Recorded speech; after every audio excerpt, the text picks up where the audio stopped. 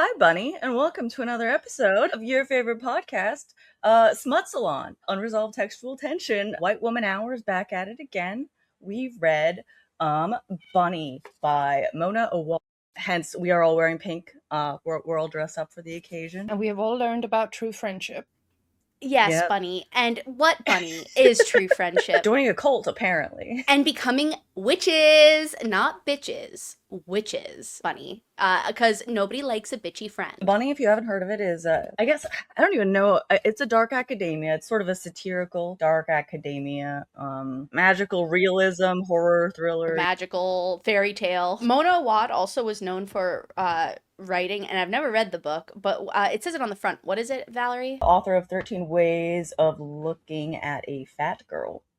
Yeah, so don't know that book, but it's the same author. I also discovered after finishing it this time, because I've read it twice now, I think all of us might have actually, there's actually a sequel to Bunny. What? What? I don't know how I feel about it. I'm curious, but we're not doing that today. Today we're doing just Bunny. We should get into the premise before we get too distracted. All of us ADHD girlies in the house, brains bouncing off the walls. Mission level impossible. It's the poison-colored, candy-backed looking pills that we all take all the time. Yes, the little Tic Tacs. I will premise us before we get too distracted. Tazzer, I'm going to need you to sit down. Bunny, we follow our girl, Samantha Heather Mackey. She goes to a fictional Ivy League school in New England called Warren. Like a bunny, and it's a Warren. Like they all live. Okay, The collective noun. Wow, Yeah. see, all the pieces are coming together. So she's very pretentious. She's a bit of a loner. She's quite a bit of a loner. And the 4 other girls in her creative writing cohort, she detests them. They're all like in this crazy clique. They call each other Bunny. They're just sickly sweet, cult vibes. They're a little pornographic Yes. in nature with how they treat each other. There's a lot of codependency. It definitely comes across as a hyperbolized sorority. Yeah. They're always hugging each other and being like, "Oh, you're so talented and so pretty," like petting each other. Stuff they write sounds like really mainstream, every girl, brainless fiction that is supposed to be so relatable. It is practically formless. Yeah, and that's actually something I want to bring up later.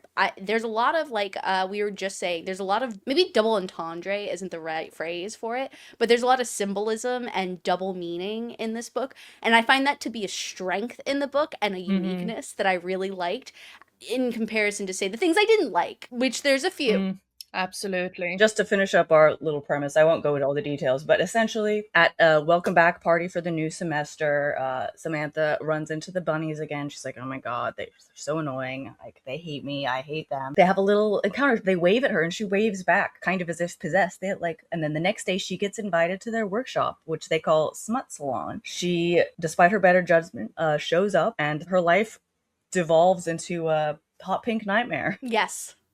It's very much, it reminds me of, did you ever watch the movie Jawbreaker? I didn't. Long story short, a sorority of girls. The candy? Yeah, it's the candy. So a sorority of girls, and this is how the movie begins, kidnaps a girl. Well, there's a girl getting kidnapped from her sorority, and what you find out is her friends, it's her birthday, woohoo, they're just scaring her. But the person in charge of gagging her got a jawbreaker and stuck it in her mouth. And when they threw her in the trunk, she choked on the jawbreaker. And it's like a big jawbreaker too. And she dies, and the rest of it, it's like, I know what you did last summer. Well, but the bunnies only eat miniature foods, Katie. They would never engage with something like a jawbreaker. I would describe it, the vibes that I got from it are kind of like Heather's meets like really horny girl Frankenstein. Cotton candy psychosis. Yeah. There's a lot of Alice in Wonderland references too. I wouldn't make that comparison myself, but the book itself makes a lot of Alice in Wonderland references. I mean, she makes a direct comparison at one point where it goes into the bunny thing, and she's like, down the rabbit hole I'd go, just like Alice, and all I could go is down, down, down, down, down. And so there's like that direct comparison, but also just her being high all the time, I think is supposed to be the general gist of it. Yeah, but also in the very first chapter, like with Ava's little drink me flask, like there's references kind of sprinkled throughout. Before we get into it, how did you guys feel about this book?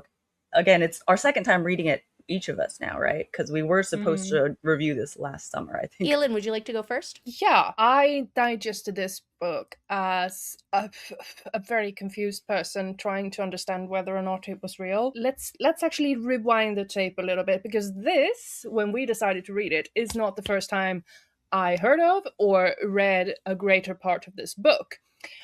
Quite a few years ago, I read a review that said, I just opened the greatest mindfuck of a weird book I have ever read, and it was Bunny. And at that time, it was actually a free EPUB book on Scribd. So I read a good portion of it then, just because curiosity. I like dark academia. What can I say? I like people being pretentious, but also making a point that, you know, it's supposed to be pretentious. Everyone's up their own buttholes. And I think Bunny, for me, worked best once I started thinking of it as a huge allegory. And I think therein lies my appreciation of it, because the book is far from perfect. It is arguably, it's a little too long and very confusing at times. And it's not very long. It's not, yeah, I know, it's not arguable for me, I would agree. So overall, I had fun. I think I had fun. Yeah? Question mark? When I read this the first time, I read it physically in an airport when I was stuck there. Me too. And, shut up. I wasn't stuck at the airport, but I did read it at the airport. That's funny. I wonder if it was around a holiday time. I don't remember exactly. It was for me, yeah. When I was reading it, I remember thinking to myself, I don't like this. Not because it's not good, but just because, or there aren't good parts to it, but because I'm really, like I was telling Elin right before we started recording, I really disliked I disliked the main character. She was really weepy and made me angry, and the dreamlike nature of it it didn't confound me, but it made me frustrated in certain places. Mostly I was just frustrated by certain parts of it. Upon the second read, when I listened to it, I noticed a few idiosyncrasies. Like, there are these repeated phrases that she really likes to use. Like so many blank. Yes! I feel so embarrassed that both of you noticed that, and I was like... like so many moats, like so many Kit Kats, like so many I don't know, whatever. Yeah, like it happens a lot. I think the author does it on purpose, though, because this is in a tight...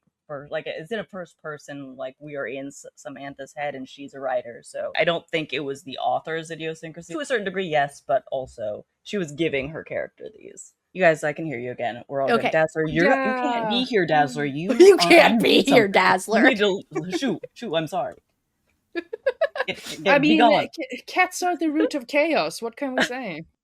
She always gets tangled in my wires. All right, where were we? I was saying that the so many whatever things. So there are little idiosyncrasies, which, to your point, Val, are probably I can see them being on purpose. It was really like, I wouldn't even call it irritating. It was just like every time it happened at Twitch, and I'd be like, there it happened again. But overall, what I find really cool about this book is what I said before, which is that there's like a lot of multi-meanings. I do enjoy the nebulous nature, the non-hard magic of this, where it's just like, it's just magic and it just happens and we're not going to explore it because it matches the narration style, so it works. But it also frustrated me. I can't help but in like the world building capacity be like, so what are things like, I'm not going to spoil too much, but does this just happen? Like, are there like spells and stuff? Because it's at one point made the comparison that the bunnies are a lot like witches. And they are, and like a cult of witches, if you will, not a brood of witches, what's a group of witches called? A coven. There we go. They are like a coven, and I really liked the pink Barbie attitude combined with that, and this like obsession with the rich versus the poor, and Samantha, our protagonist's like inability to, as someone who is poor, make her life just more colorful by making better choices. Like, she's purposely making herself grovel, and it's actually a really fun character study on the second read. So overall, love the book. I think it's really unique. Like Katie, I read this for the first time physically. I was going to my partner's grandparents' house for like Thanksgiving, I think. And it was a weird reading experience because I was like on the airplane. I was like at his like grandparents' like dinner table, like after dinner, like reading. I was like, what is going on? This is like, this is interesting. Like, turned to Kyle, could you read this? I wasn't sure, like, if I liked it or not, or if it was just sort of an interesting reading experience. I liked it a lot more on a second read. I I found know. a lot more. Because I do have a soft spot for sort of unreliable, kind of unlikable, like, narrators in fiction, and like Linny, I enjoy a dark academia where everyone is just a little nasty, and like it's like delicious food. I love just reading about obnoxious people sometimes. And part of me is like, okay, how much of this is real and like grounded? And like, I noticed more this time the issues, like the mental health stuff that was going on with the main character that was mentioned. I'm like, is this all in her head? I like the question of it. It's fun. I'm glad that it's not explained, which is why I'm nervous about the sequel, because I feel like that'll ruin the sort of nebulous quality of it all. But overall, I think it was a blast to read. It was interesting. I agree with you guys. It went on a little too long. Sometimes Samantha as a narrator just rambles, and I'm just like, okay. All right. I had a great time. And we all got dressed up for it. Let's dive in. Oh God! So here we begin in ye old Warren. It's so is it? So it's a fictional place. I then Mm-hmm. I Yes. didn't look it up or anything, so I was just like, oh, I guess this could be real or not. But and it's in New England. Somewhere in New England. I don't think we have a town name, but it's described as a sketchy town, like one of those college towns, like where there's a really posh college, but like, you go like 3 blocks that way and you're in a bad neighborhood. Like Durham, but in the USA. It's like weirdly intense the way that like Sam describes this town, like Sketchville. Like, yeah, there's decapitations, kids get like All the a time. little like, okay. Like, is she being dramatic, or is it actually like this? It actually reminds me a lot of places like I don't know, like Tampa, like Atlanta, like Savannah. Like I don't know, these really artsy places. Oh yeah, no. I went to school in Savannah, so I know that. Yeah. Oh shit, did you? Oh, did you go to the art school there? Yeah, I went to Sky. Shut up! My cousin went there. But anyway, it's the same kind of idea. Like, and it's an art college. I feel like Savannah's a great comparison to Yeah, this very like much setting. so. Yeah, except for too much in the South. It's basically any artsy college place where you're gonna walk into the historic district, and that is adjacent to the low income district, which because it's basically the same, and then adjacent to the gentrification area, and then you have the old area with all the richer people.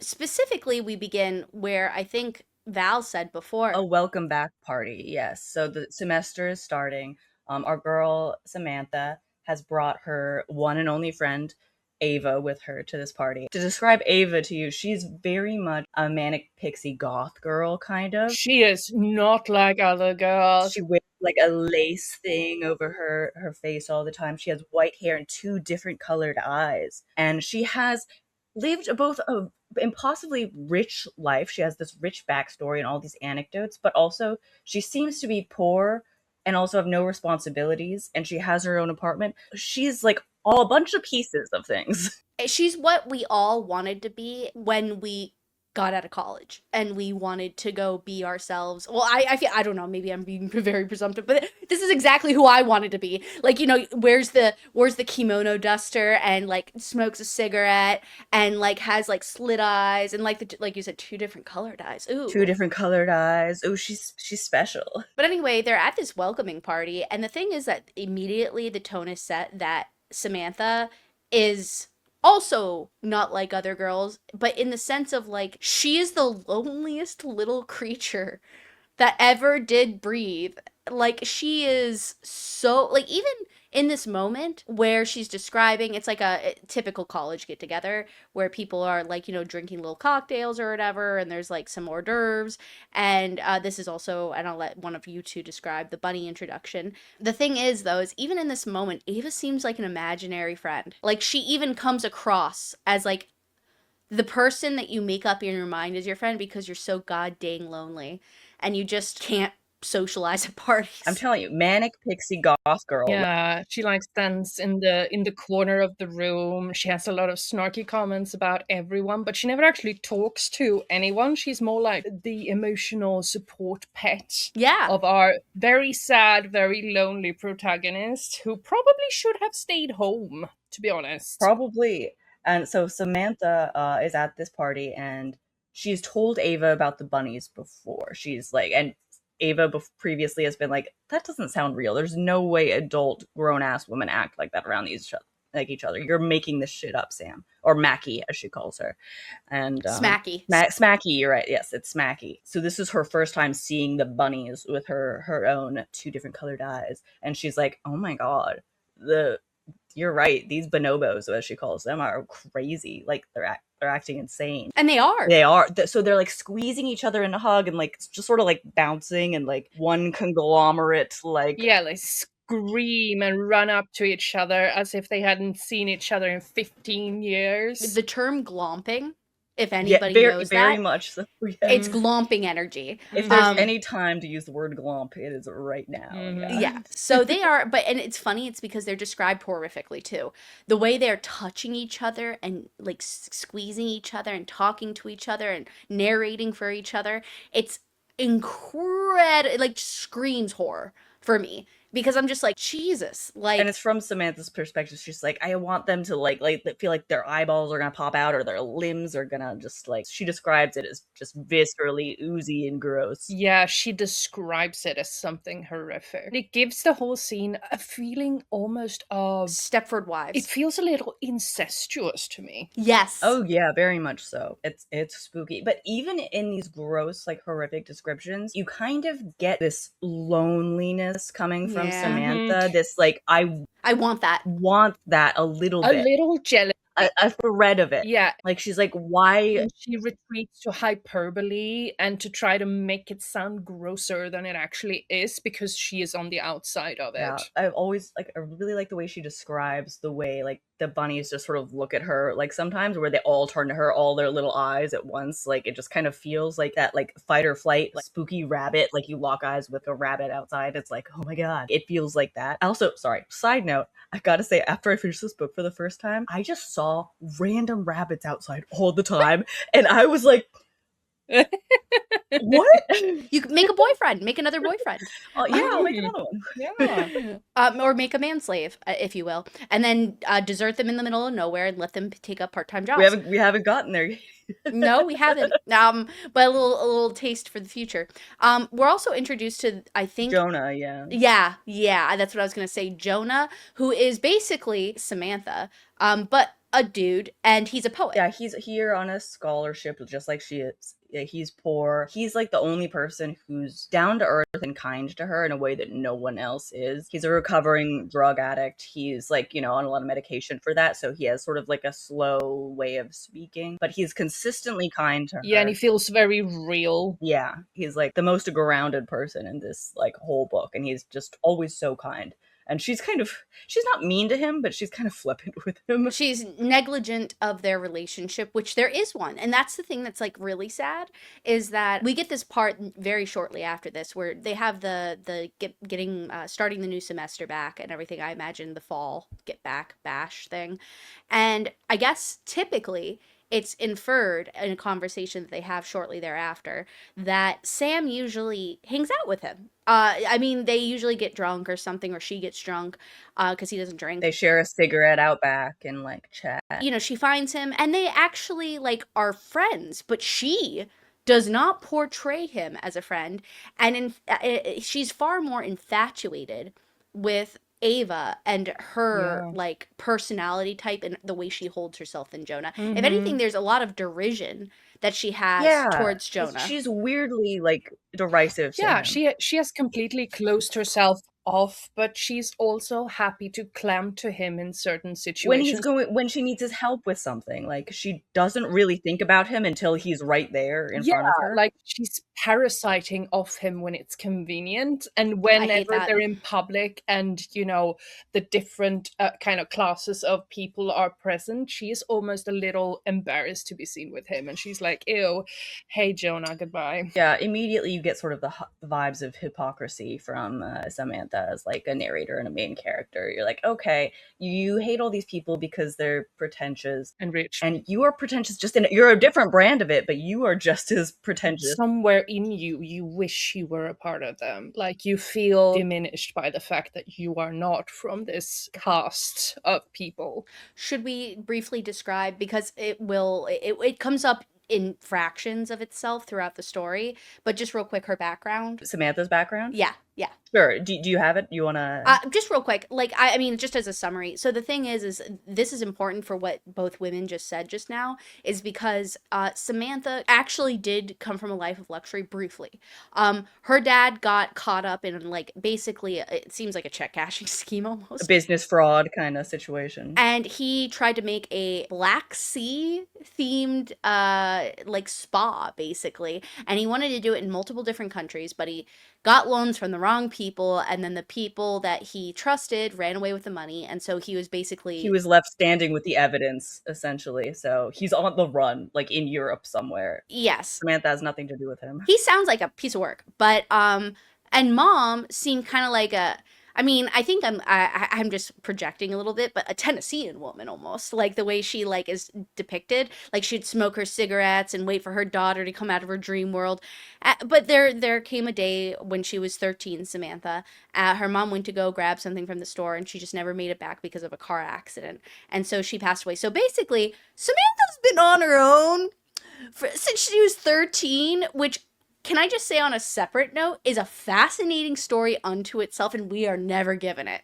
Like, does she go into the foster care system? Does she declare independency somehow? I have no idea. You get really weird, like, snippets of kind of honesty from Samantha, where like she'll hint at, like, like we're told she had an overactive imagination, right, when she was a little girl, but we quickly learn that we get the sense that this might be something more than that. Maybe she had psychotic episodes a little bit. She scared people, like maybe schizophrenia. We don't know exactly. Or maybe she has the sight and she sees what others can't.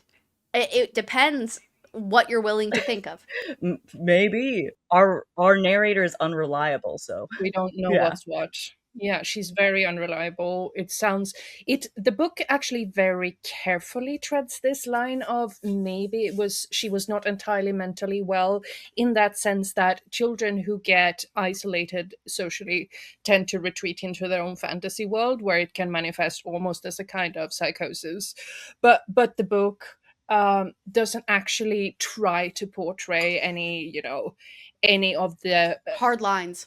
hard lines or the practical aspects, or so it also doesn't fall into any of the pitfalls of like dealing with a child dealing with mental health issues. Yeah. There's one point later in the book where Samantha's having a really rough time, like mental health wise, and like she has like either a flashback or like a moment where she remembers her grandmother listing off the symptoms of schizophrenia, like a recipe, like, oh, I have that, oh, I have that. Was it her grandma, or was it just a woman on the bus? I think it was maybe it was just a woman on the bus, but I thought that she was relating it to her grandmother. Regardless, there's a lot of nods to like maybe there's some kind of psychosis happening. I think that was an old lady sitting behind them on the bus, like right beside them. True. For some reason in my head, she was relating it to, you're probably right. Something about the context kind of at the time made the reader think maybe Samantha is, having a bit of an episode of something. Yeah. And then we're thrown into that memory. Yeah, the thing that really got me at one point was, and this is a nod to the whole idea that the author gets away with a lot of not explaining because it's the mode of the story. And so, for example, there's this one part, I mean, there's a lot of parts like this, but there's this one part in particular where Samantha goes to her writing workshop, which we will progress the plot now in a moment. But like, when she goes to the workshop, she says the teacher, the professor says, I know you don't have anything to share today, but blah, blah, blah, blah, blah. And Samantha's like, actually, I do have something to share. And it occurred to me, I'm like, wait a second. When Samantha's going to class, we never hear what she's dressed like. Like, because there's also this one part where she basically hasn't washed her face in months, it seems like. And she has sparkles that on her face that somebody rubs off. She's not doing great for most of this book. She's like unaware of her physical form in ways like I'm like, well, does she have a bag? Does she have a backpack? How can she share this story if she's thinking about sharing the story? Is it a digital story? We don't hear or see or sense. It's because of the first person, the unreliable first person. We're so in her head. Fully her head. You do not know the logistical processes that are going through from just getting point A to point B. You don't get that. Yeah, let's get back into the plot. So yeah, so what happens is at a certain point, I'm sorry, my cat, I can't let you get tangled in the wires again, Dazzler. Before we move on to the next scene, isn't this party the first time we also hint at something happening between Samantha and the one she calls the lion? No, you're right. Lion, yes. But let me just get through this scene real fast. So essentially, the bunnies like say something, and Ava cracks up. They say something stupid. Ava loses her shit, just loud, full mouth laughing at what they said, and all the bunnies turn and look at Ava, and they notice Ava, and then they seem intrigued by it. They look at Sam, kind of for the first time, with like a different eyes, and they look at Sam, and they're like, "Hi, hi, Sam," and Samantha is like, hi, and she just finds herself waving back with just as much like excitement, and Ava like looks at her What the fuck are you doing? oh, you're a complete stranger, like what the fuck is wrong with you waving like an idiot at the bonobos? But yes, like Lindy said, another character we need to mention is the lion, which is the only moniker he ever gets. We don't really know his name, but he was their first semester workshop teacher, and he's got sort of like he's a horror author, and he has like a grungy band vibes. He's got a Scottish accent, and the bunnies could not stand him. They were like, "Oh, he's scary and creepy," and like, and Sam sort of surmises that like they hated him because like Sam liked him and they got on well, and it's insinuated that the lion and Samantha had a sort of perhaps inappropriate teacher-student relationship of sorts, but now they don't talk to each other. We don't know exactly what happened at this point, but that has been laid out for us, and we don't like the lion now because he doesn't talk to Samantha No, anymore. and it's kind of hinted at the idea that she did something sloppy in his presence, and it was like it's heavily insinuated that it embarrassed him in some way, and she feels that way, and so but she also just doesn't understand what exactly it was because nothing actually seemingly happened between Yeah, them. and we get little snippets more of this backstory as we go on. Yeah, eventually, I like she says something. I'm not going to quote it exactly, but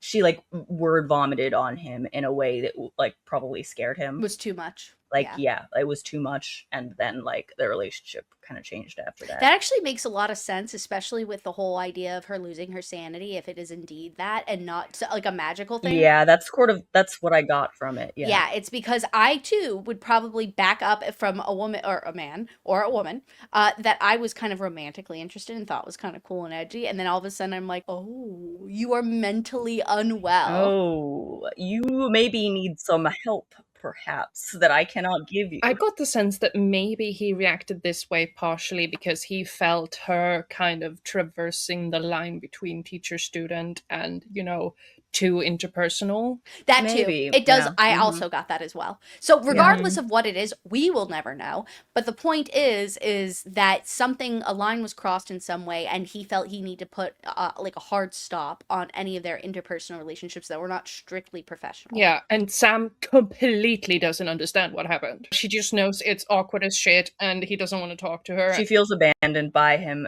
He's kind of like public enemy number one with like her. Ava hates him. She's like, I can't believe he abandoned you like that, girlfriend. Like that's the vibe. She stole his Wolverine doll. I also would not like. I'd be so pissed at him or her. Such insane behavior. I'm like, Stalker behavior. Yeah, that is unhinged. Samantha's a Like going into weird, someone's private a space weird and girl. taking their things.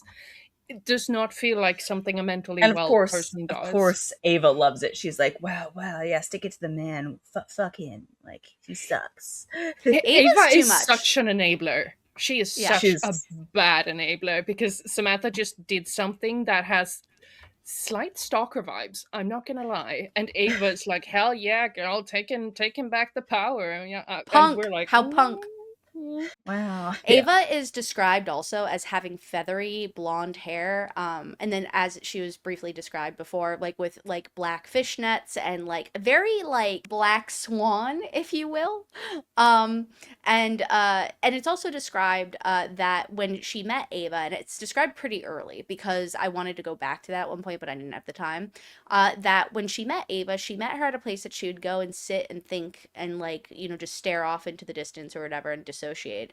And there used to be a swan on the lake or whatever water source is nearby to her, and it would just twirl in a circle over and over and over again. And she would just sit there and watch it. And then one day the swan wasn't there, but Ava was.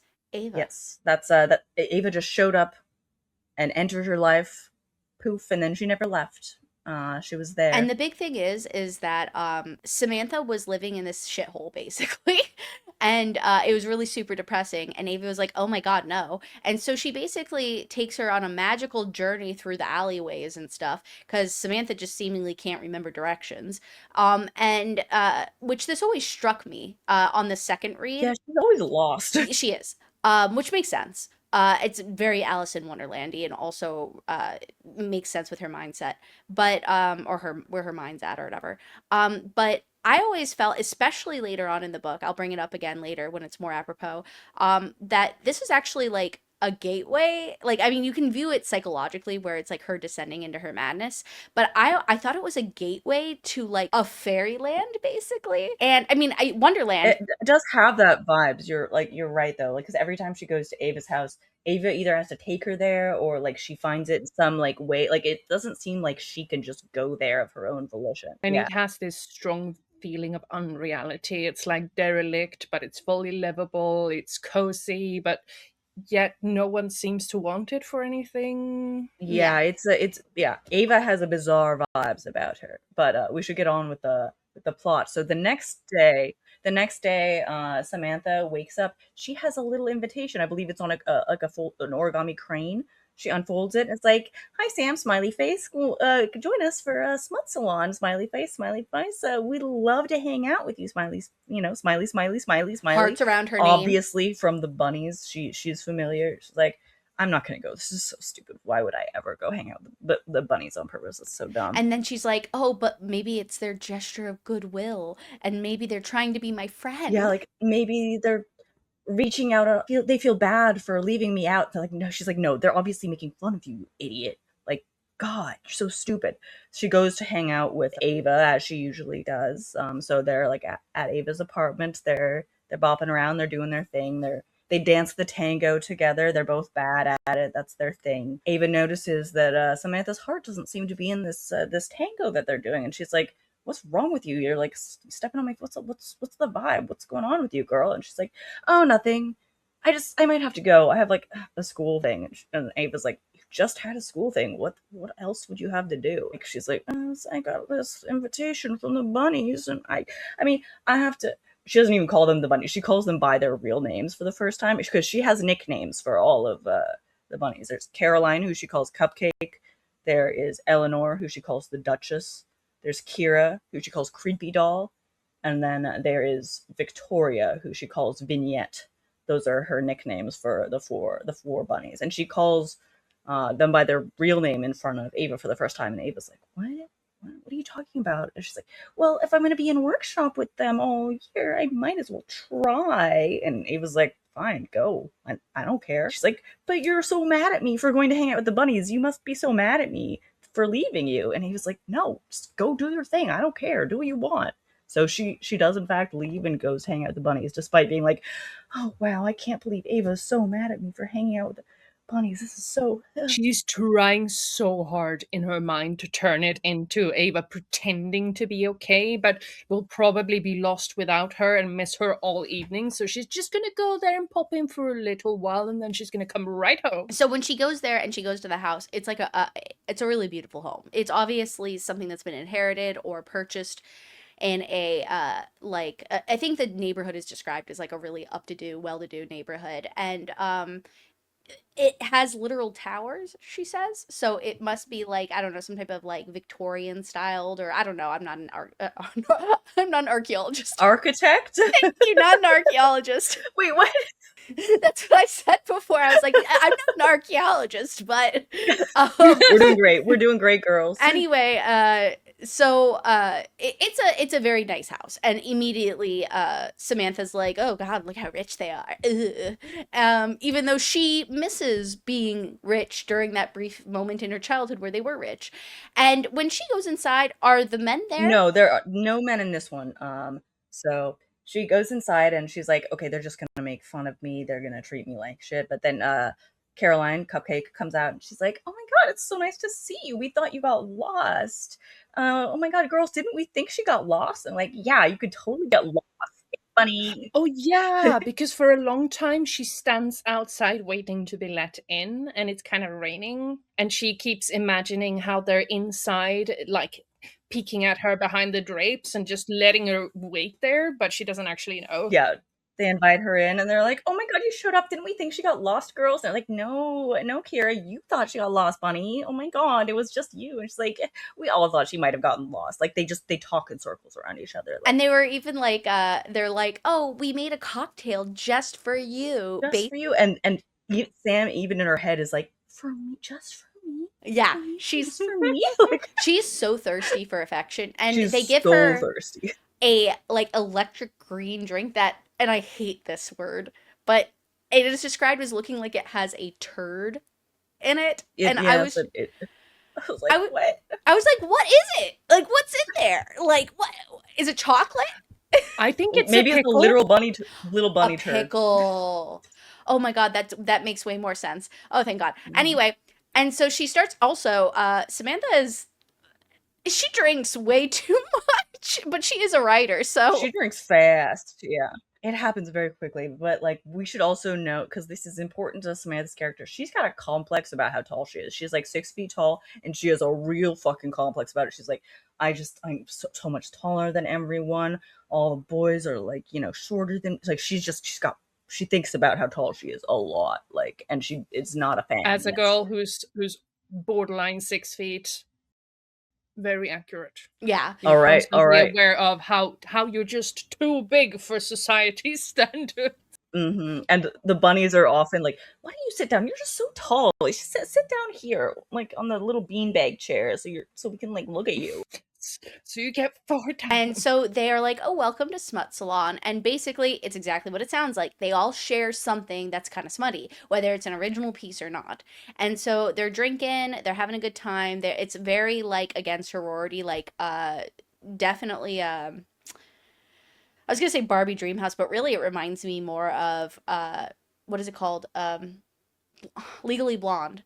It reminds me of Legally Blonde a lot, just the beginning sorority stuff. And so they have nice and sunnies instead of Oh yeah, dark and stormies. Yeah, and so yeah, light and sunnies, there you go.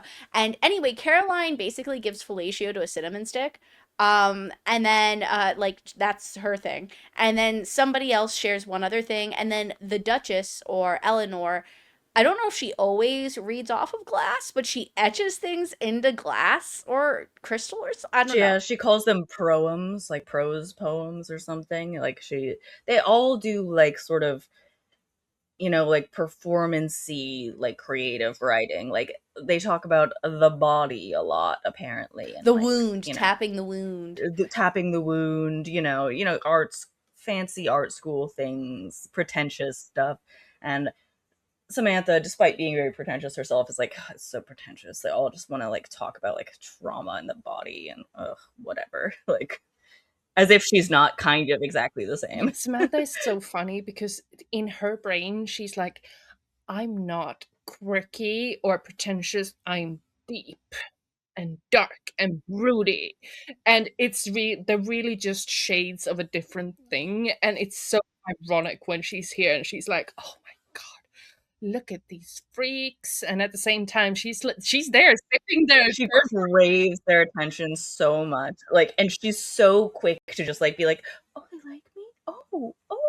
Like it's so funny how the switch just flips so quickly for her. It's hilarious. So they're talking and they're like, "So Samantha, you have to share something smutty. It's at Smut Salon." And Samantha's like, "Oh, I don't know." And she's like thinking, she's like, I gotta do something. Like they invited me here. It was so nice of them to invite me here. They're trying to include me. I have to. And she's like, oh, well, maybe I can just read one of your books or something or recite. And they're like, no, we need something original. And she's like, but you guys didn't do something. She doesn't ever speak her mind, by the way, which is really irritating.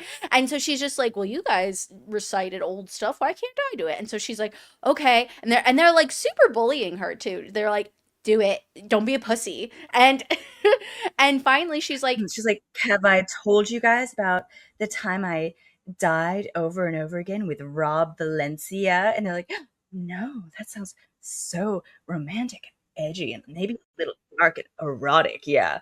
One of them is always horny and saying, like, that sounds so, like, so erotic. Like, it's but so we get this backstory, which is for the most part true from what we understand of Samantha. When she was in high school, she was in the school musical. She played the wife to Rob Valencia, another student at school's husband in the play.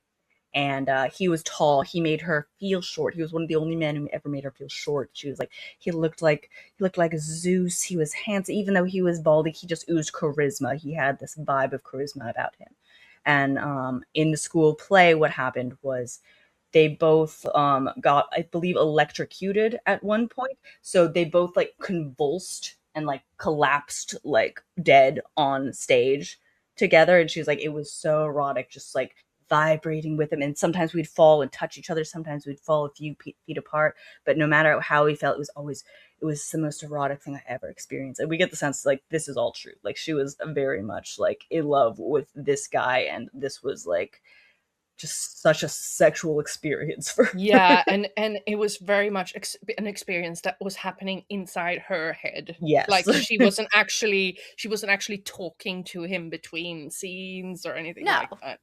And Eleanor, of course, sniffs out the weakness in this. It's because, or what she perceives as weakness, which Yeah. I So didn't you see it never at all. actually slept with him. So you guys Yeah, never actually she did pushes the anything. envelope every time, so she's just like, so you guys never fucked or whatever. Like, yeah. And then and of course, Samantha is thinking, but isn't this enough? This is already so magical. And she doesn't say it in those words, but that's like the gist of her attitude towards. And she's like, I guess I, I guess I have to ante it up. Like, I She guess I have realizes that to. if she wants to keep their attention, she has to sort of add something to the story. So she's like, "Oh yeah, there was one night," and then she makes up this elaborate, sort of like feral sexual experience that the two of them shared, like one night. And they're like, "Oh my god, that's so smutty. Oh my god!" Like, and they eat it up, and she's like, "Yeah, that's fine. It's just a little lie. It's a story." And she gives them what they want, and what do they do thereafter? They haze her. They're like, we want you to go outside and go catch a rabbit, a bunny. And she is trashed at this point, ladies and gentlemen. She is absolutely just like zooted out of her mind. Like, so like she's like, but like, what about the assaults and like somebody got like R-worded on the way back to like campus, and they're like, we're not close to campus, silly.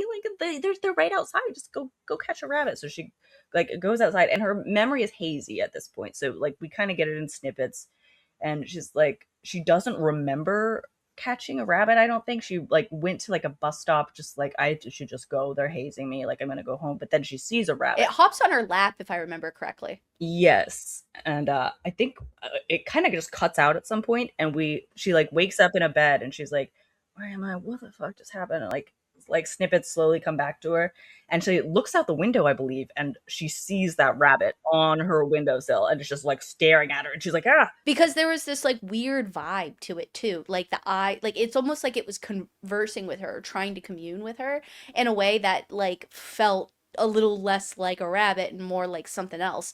And so this is like the beginning trickles of what could or could not be a magical presence in this book. Because from here on out, until a good portion of the book later, there are rabbits just stalking her. Yeah, the next day, like she just starts seeing them everywhere. She's like, "This is weird.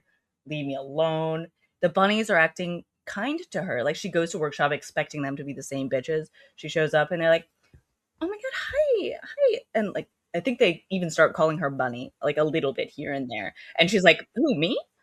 They're talking to me?" And she's like, "Oh, they're talking to me." Yeah, and they're kind of like, where did you disappear to, Bunny? We were so worried about You're so you. worried, Bunny. Oh my gosh. And she sits in her usual seat, like way far away from them in a workshop, and then they kind of look at her like with their like, well, what's she doing over there? So I think she like moves and sits next to them. Like all of a sudden they like start texting her like, "Oh my god, I can't wait for next month salon." Hee hee, bunny, haha. And she's eating it up a little bit. Like to like she's trying to act like she's trying in the prose to act like cool, like I don't know, like I don't know. But she loves it. She loves it so And much. the Like, book says she was part of this group chat the entire first year, and she was just never included in their discussions, and now she feels included, and she's like, ooh. I I can't blame her though. So the thing that gets me at this point in the book, right, is that Ava's gonna pop up shortly, which we'll describe, and because we're in Samantha's mind, we get her perspective, but it definitely feels like people are angry at her all the time, or disillusioned by her, or just frustrated by something about her.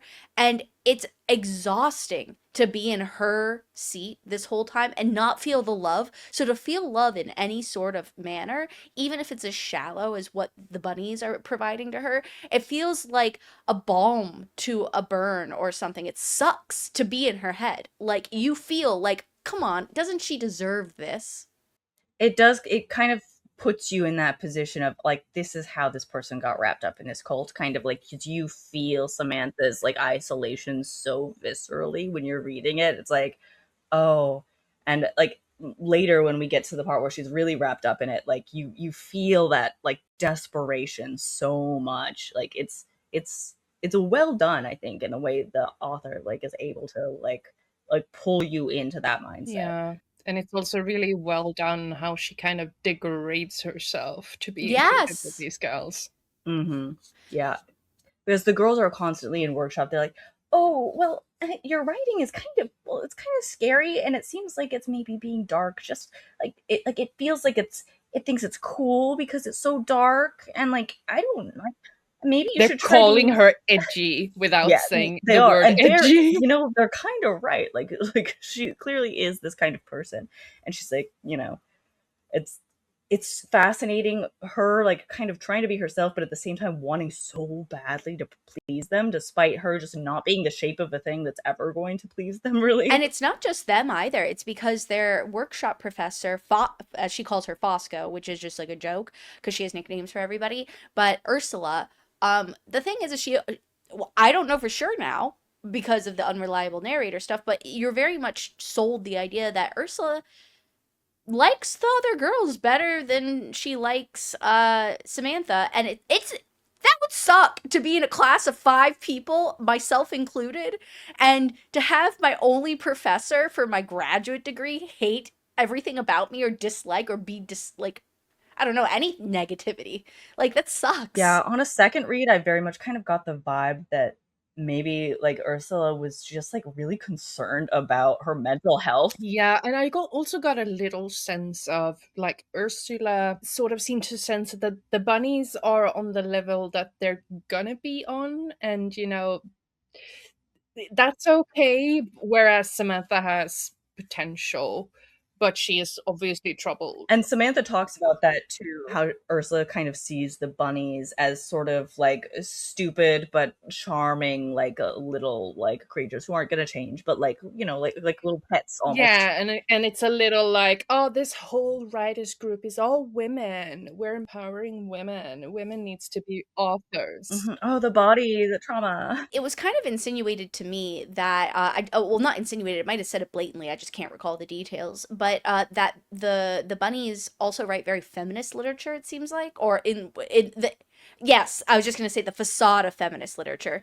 And I think Ursula, I think that what's the word you use, just to they like entertained, like she's bemused. Amused by them, yeah, Yes, like amused. I think that she likes their literature because of what it at least is trying to be. Uh, and that's probably why I'm assuming she probably likes Samantha's literature. I'm assuming maybe a lot at one point before she stops writing, which is at the point we're at now. There's a big dry period, and it only gets worse as the story progresses. Anyway, the workshop like happens, and they talk and stuff. Oh, and then what happens from there? She get invited again? yes, but first, what she does, Samantha, after class, she's worried about Ava because she thinks Ava's mad at her for going to the smut salon. So she looks for Ava in all her usual spots and she can't find her. And she's like, oh my God, Ava's never going to talk to me again. She's so mad at me for hanging out with the bonobos and for being a vain, stupid, blah, blah, blah, blah, blah. She's like all down on her. She's looking desperate. She's like, oh my gosh, it's Friday. That means she's going to be at the tango class that we always go to. So she goes to tango class. She's not there. And then at one point she sees her outside. She's like, oh, thank God. There she is. So she goes outside and Ava just looks at her and oh, hey. Samantha's like, why is she acting so normal? Like, this is crazy. She completely disappeared. Yeah, it's like, what the heck? She's been ghosting me for days. And Samantha or Ava is just acting so normal. She's like, oh, hey, what's up? And it's like, okay. And they kind of get into it. And Ava goes like, why do you think I would be pissed off at you for hanging out with other people? Oh, yes, I'm sorry. I was at home crying all day. So sad. Oh my God, I can't believe she's hanging out with her classmates. Boo. She's making fun of her. You know what I got from this? Can I discuss a spoiler for a brief moment? Sure. Okay. So you know what I got from this on a second read? I got this moment as Ava was pissed. Ava was unhappy, but not because she really felt betrayed, but because what she thought was like her soul sister or the thing that her creator that brought her to life, the mere image of her, is bringing both of them down because she is her. And so she saw that as a corruption. And so she was just like, you know what? I know I like she's pulling away from the creator to be her own self.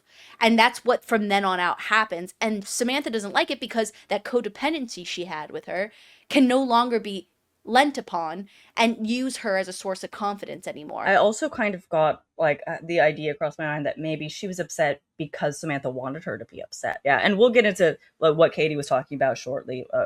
It'll be too much to try to explain right now. I think Ava is also a little angry because she feels like Sam is letting herself down by going to the bonobos after all this time. Very much so. Selling herself out, you know? So they have that conversation and it ends on a really weird note because Samantha can never seemingly, again, communicate at all, which makes sense with her background. So I guess I shouldn't say it like that.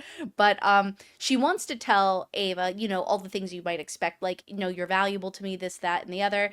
But how does it end exactly? Doesn't Ava just leave? Ava leaves. Like, it's tense. Like, it's not good between them. And after this, she gets invited back to Smut Salon, and she's like, I shouldn't go, but she goes. Of course she goes. And when she goes this time, the bunnies have a little surprise for her. They're like, oh my God, what was that boy's name that you loved so much in high school? What's his name? Like a Tad Valencia? And they're like, Rob Valencia. We looked him up on FB. Oh my God, bunny. As they're saying this stuff, they're doing up her hair, and she describes it like Game of Thrones hair. She literally says that at one point. So she has her hair being done in all these like nice twists and stuff. Yeah, they keep braiding and braiding and braiding, and she's like, I felt my scalp being pulled. Yeah, because these girls are just constantly like, you know, like bonobos, like in each other's hair, twisting each other's hair, touching each other, like getting in each other's business. So yeah, hair braided insanely. And they give her a dress with like, I don't know, a beheaded something, or I don't know. All the dresses sound bizarre and ridiculous. They all have like clowns and kittens and rainbows and like, it sounds like hideous dresses, honestly. Like, yeah, they sound so ugly. It sounds like all of the really like gaudy stuff you go and see on blackmilk.com or on like, or Hot Topic. Yeah. No, it's more, yeah, it's way more Hot Topic-y. Or Spencer's. They dress her up and they seem very, like, they're all in on something. Obviously, they're always all in on something. But they're, like, super, like, we have a nice little surprise for you. And so they bring her out. They go upstairs and they're like, you wait down here. You hear sounds, you hear a scream. You're like, what's going on up there? Yeah, I was like, what the fuck? And then they're like, oh my God, don't worry, bunny. Oh my God, don't worry. It's part of your surprise. Hee hee hee. And then there's a knock on the door. And they're like, oh my God, bunny, are you going to get that? So she goes to the door, she opens it, and there is, wouldn't you know it, Rob Valencia himself. They're like, oh my God, he's kind of like balding prematurely. You're into this? Okay. But he's there, and immediately, like, this is such a weird scene, because he is talking straight. He's like, hi, Samantha. I have never masturbated to the other girl I went to prom with. I've only masturbated to you, and thoughts of dying with you over and over again. And she's like, really?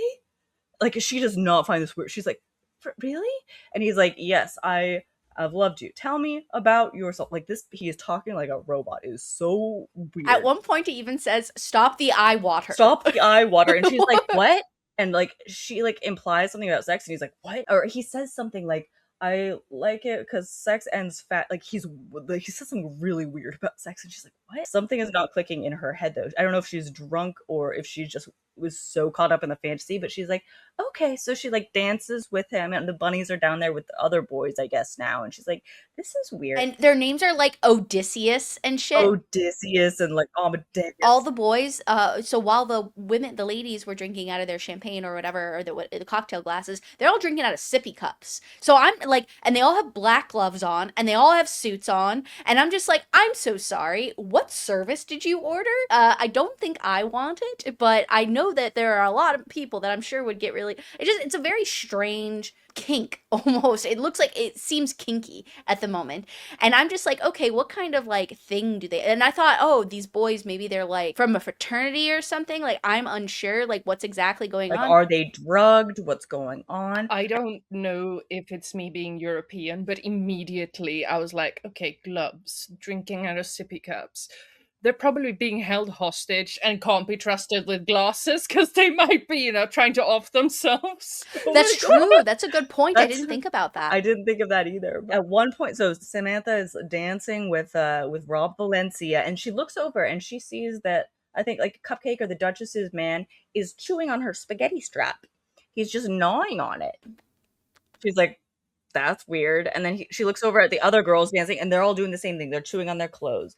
And then she like looks down and she's like, oh my God, Rob Valencia, why are you chewing on my clothes or like my braid or something? He starts eating the orchid corsage. Yes, that's it. Yeah. And he's just like, but he's like aggressively eating. He's like, I want that corsage. And she's like, what the fuck? And she smacks him or whatever. And she's like, what the fuck are you doing?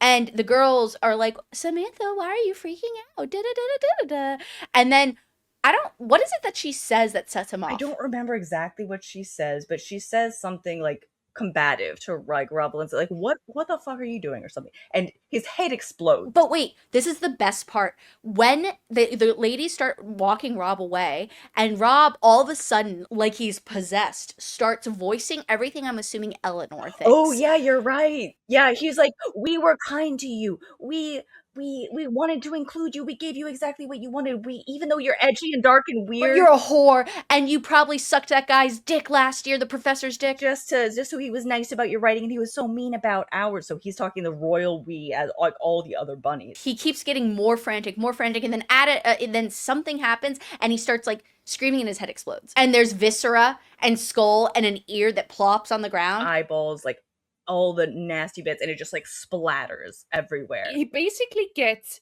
DDoSed, has a blue screen, and then explodes. And at that point, I thought, what the hell? This is like the first point in the book where you get any of this. It was creepy up to this point with the bunnies. So you knew something weird was going on, but now it was like, oh, okay, this is like a slasher moment. Yeah, is this an imagination? Like, did he pop like a bubble and the illusion shattered? Or is there actually gore everywhere? You guys remember if the other boys' heads exploded too? No. Okay, it was just him. I think they ushered them back out of the room, kind of, you know? to relax them. Mhm. And then, basically, long story short, you get like a dreamlike sequence where she's like in shock. Samantha just starts laughing.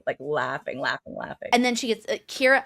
Does Kira have a crush on her? Maybe, I don't know. All the girls are it's like a lesbicious, incestuous. Yeah, No, but maybe. Kira in particular. I felt like Kira was kind of vulnerable. Yes. And slightly on the outs with the group, and, kind of precariously fitting in. Because they always made her like hold the axe and like do all the dirty work. And maybe potentially a little drawn to Samantha for some reason. But Kira, or Creepy Doll, she always talks in this voice all the time. But there's a few times where Samantha has heard her real voice, which is like this deep, smoky voice, which is crazy. The dichotomy. I can't imagine altering your voice for that long. But but no, she lets her sleep in her bed. She wakes up in the bed, in Kira's bed, because this is Kira's house.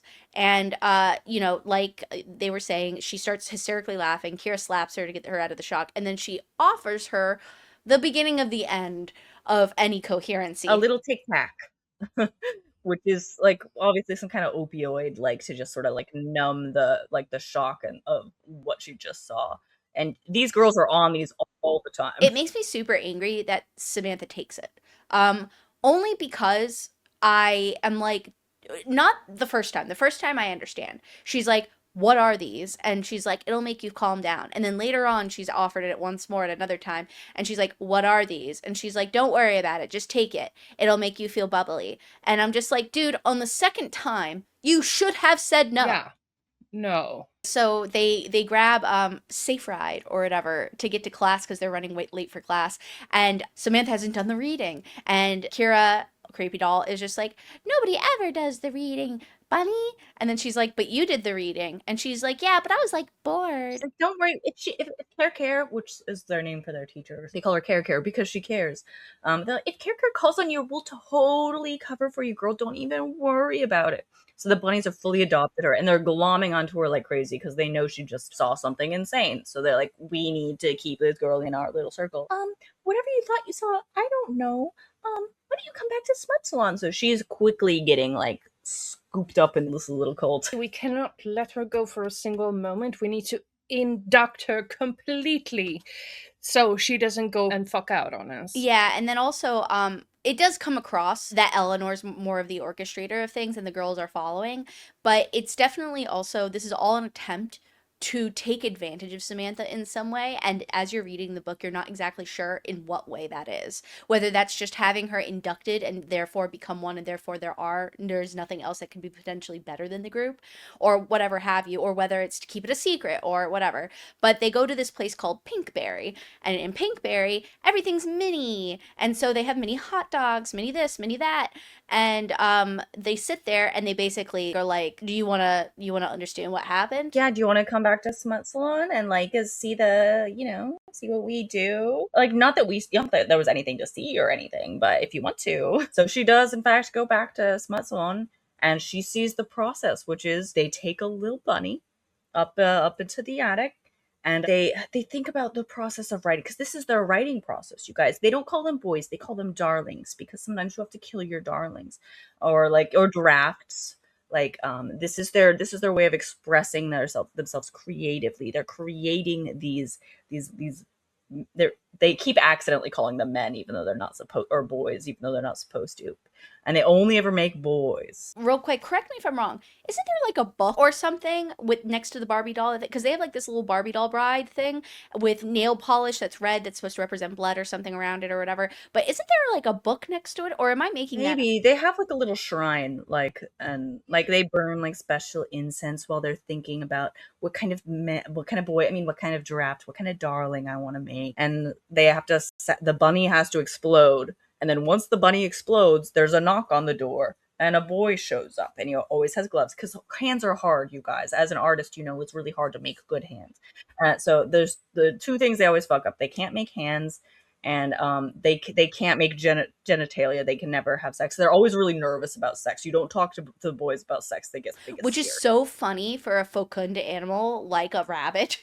And also for teenage boys. But yeah, no, and all the women are all the bunnies, if you will, are all they all have their type. Vignette, really, aka Victoria, really likes basically BDSM, it seems like, or severe BDSM. And she's always into the weird stuff. She's like, they accidentally made one with like a tail and fucked up ears. She's like, make another one with a tail for me. That was hot. Like, I know. And then Creepy Doll, aka Kira, wants like a fairy tale prince type of thing, like, or a merman. Like, there's even a painting or a print or something described, and it actually was a real print back in the 2000s, and it was on like t-shirts and stuff. It was a mermaid and a I don't know what, nymph chick or whatever, and so that's her thing. And then you have Eleanor, who we don't know. I don't remember what hers is. I don't know. Eleanor is sort of like seen as sort of this all-knowing sort of moon goddess. Like, she's a little more elusive than the other ones, who are like more obvious. And then Cupcake really wanted the old Hollywood people. Yeah, like right? the Paul Newman types. Yeah. And like a lot of them, like, they're described as sort of like creepy, but also not looking like anything. Like, their appearances kind of shift. One of them, I think, was described as like Donald Glover with blue eyes, which I was like, that's a creepy image. Like, I don't like that. So they fuck them up all the time, and then they have an axe because someone in Kira's family is a firefighter, so they have an axe around. Sometimes they have to kill them if they get too fucked up. Also, sometimes The boys just sort of wander off and go out into the world. You kind of get the sense that this might be why there all of these beheading rumors are happening, and why there's so much weird crime, like violent crime, because they just let their darlings wander off. Sometimes they get jobs, sometimes they do bad things. And at one point, Samantha like turns to, I think, Kira or something, and is like, "Don't you feel like it's a little unethical to let these boys go out and like do like violent things?" And she's like, "Ethical? Ethical?" Like as if she doesn't know the word. And Samantha in her head is like, "I know she does. She speaks three dead languages, and I know she knows what this word is." Like she's here at an Ivy League college. Like she's very smart. But Kira's like, "Ethical? Ethical? Oh, I don't know." She's like, I don't see it as a point of ethics. I see it as a point of art or something like that. And the big thing is too, it's actually like, and this is like during the time when Samantha's like popping those pills. She's following along. She is no longer she. It is we. After this scene where like they show her how the hot dog is made, essentially, we go into part two, which is full cold royal we mode. There's no differentiation. It's just Bunny. Bunny said this, Bunny said that, but we hugged each other. We hugged each other so tight because we love each other so much. And even though she has like kind of a scrunched up nose and she's kind of ugly, sometimes we love her so much. Even though her writing is kind of bad and kind of like she writes about things that are, like princesses and stuff, but we love her so much and we want to read so much more. Bunny, we love you, Bunny. It's a bitchy tumbleweed of It is a bitchy tumbleweed. That's a perfect description. The thing is though, is with the bunny boys, they'll actually like take like they stick them in the trunk or whatever. Or, I don't remember. I think they had they'll just SUVs. drive him out. Yeah. And they'll drive them out in the middle of nowhere and just be like, farewell bunnies, and like and that's it. And so there are some of them that are working, like one of them works at Pinkberry in the back and he always wears gloves, and I'm like, wait, so this is where it began for me, like in the first read, where I was like, wait a sec, or no, on this second read, it's on the second read, where I was like, wait a second, so they're starting to get some autonomy. So are they like, they're still exploring themselves as people, which means they could be people, which also reinforces my feelings on Ava. So there's this one scene of all of the bunnies sort of on the green, on the grass. They're just hugging and hugging and hugging and loving and loving and loving each other. And Sam, in her narration, which is completely bona fide now, kind of, I think she hears Jonah like call out to her like, "Hey," and she like looks at him and doesn't really acknowledge him. And then later all the bunnies are kind of walking there going, "Oh my god, let's get Pinkberry again. Oh my god, let's go to Trader Joe's and get more cookie butter. I want cookie butter. I need it like for my soul." Oh my god, direct quote right there, by the way. Yeah. And then all of a sudden like somebody grabs Samantha, and she's like, "Oh my god, no, everything is dark in this scary alley. It's so dark, and oh my god, Bunny, where are you? Bunny, where are you? I can't see anything." And this voice that we recognize to be Ava is like, "What the fuck is going on with you? What the fuck is wrong with you?" She's like, "I'm so scared. Who are you? You look so scary and so ugly. Oh my god." And like Samantha's like, "I love your dress," and she's like, "I don't love her dress. It's so ugly and so scary. It's so scary. It's so scary." And Ava's like, "Oh my god, what is going on? Come on, what? I saw you in the field with the bonobos, like going crazy. What are you wearing?" She's like, "Do you like?" She thinks about twirling her dress because it's got little kittens and clowns on it, and she's like, "I can't twirl my dress in front of this mean, ugly, dark girl. She would not like it if I twirled my dress in front of her." And Ava's like, "Oh my god, okay." And it really is, it's very, again, this is where the cult part comes in more so than anything, because she can't even remember Ava. She can't even recall her face for a brief moment. They go into this thing called like what do they call it? The Monster Cafe? Yeah, where Or there's like whatever. a local lady who like always stabs her knife in on the table. Like it's sort of, The thing. yeah. Yeah, like those restaurants, I forget what they're called, where the really hot Asian chicks come and beat you up. Um, but anyway, like, they're like really mean to you. I don't know. We have Lady's face. Americanized versions of it. Yeah, but it's like all the waitresses are really mean. That's like the whole It's point like a of cake like, thing, but yeah. But anyway, so they go and they sit down and they start talking about, and this part irritated me so much though. She's either like, Samantha's either too high or too cultified or whatever, buttified, if you will. Um, or both. She can't like seemingly spit it out. She cannot communicate with Ava. And he was like, "Where have you been? I've been worried sick. You've been missing, like this and that." And in the middle of their conversation, the bunnies, of course, find them. they're like looking in the window like, "Oh my god, Bunny, oh my god." Yeah, and two of them come in and interrupt the conversation. Ava's like, before she leaves, she tells her, "I'm leaving this place." And Samantha doesn't. She wants to say no. Don't leave. Wait. You're important to me. It scares her. She's frightened in like her body, like of the thought of Ava leaving. She's like, no, no, no, no, no, you can't leave. I don't really know why. And like, she's a little bit more cognizant now than she was when she first, like, she knows that she loves Ava. She does know this on some level. There's almost this perception that her life will stop if Ava leaves. Yeah. I always thought that she was not necessarily in love with Ava as in like romantic love, but in love with the idea of her so much for the escapism that it allowed her. I was thinking extremely codependent. Again, manic pixie goth girl. She's very much like this kind of like idea, like I need, like you are like everything to me a little bit, even though I'm doing something weird now and something off. Almost like sometimes twins don't develop their own individual personalities. They're too codependent on each other, and that's why sometimes you want to separate them physically. That's the way it comes across. So anyway, she leaves, and Eleanor says something to her on the other side of the glass when she leaves. And Sam sees it, like sees them talking, and she's like asks Eleanor, like, or the Duchess, what did you say to her? What did you say to her? And she was like, oh, you know, I just said something, like something completely inane, like a dogs or like sharks or fish or something. And Sam is paranoid. She's like, what did, like, she's like, I need to find out what Eleanor said to her because Ava cannot leave. Ava cannot leave. So she runs into Jonah, and Jonah is always down to help Samantha because he's just a good friend. He's like, she's like, I need you to drive me around. I need you to drive me around. He's like, sure, Samantha. Anything for you, Samantha. Let's go. And he even thinks that she's like looking for drugs. At one point, yeah, because she literally hops out of the car. She thinks she sees Ava. She like grabs someone, and he's like, girl, that was a drug dealer. Why were you running out to grab? Are you using? And she's like, no, she absolutely is using. But like, yeah, she goes to the like train station. She goes to the like bus stop. She's like looking everywhere, and she's like, I can't find Ava. And she tells Jonah as an excuse that she's looking for a book, which I think is very relevant to you know, what we later find out about, you know, Ava's creation and the darlings and all of this stuff. But he's like, oh man, looking a lost book, that's rough. I love books. Books are great. I totally understand. I totally understand, Samantha. Why don't you come over my place and I can make you some green tea, and maybe I have a copy of that book you're looking for. Yeah, or we could check the other bookstores. There's a lot of good bookstores here due to the college. Just like a normal dude. He's just always there for always nice, and she's just like, no, I have to go actually. Bye, thanks. Like she's so ungrateful to this really nice guy. She also tries to find her way back to Ava's place, but she's like, I would always have to follow Ava. It was like this back, and it seems like a magical tunnel. Again, like what we talked about earlier with like she can't get there unless she's with Ava or following a specific path. Ava's house is very elusive. Or at that time, I was wondering if maybe she was too stoned still. Yeah, that's also a likely explanation. Yeah. I'm not sure. Yeah, it's hard to say.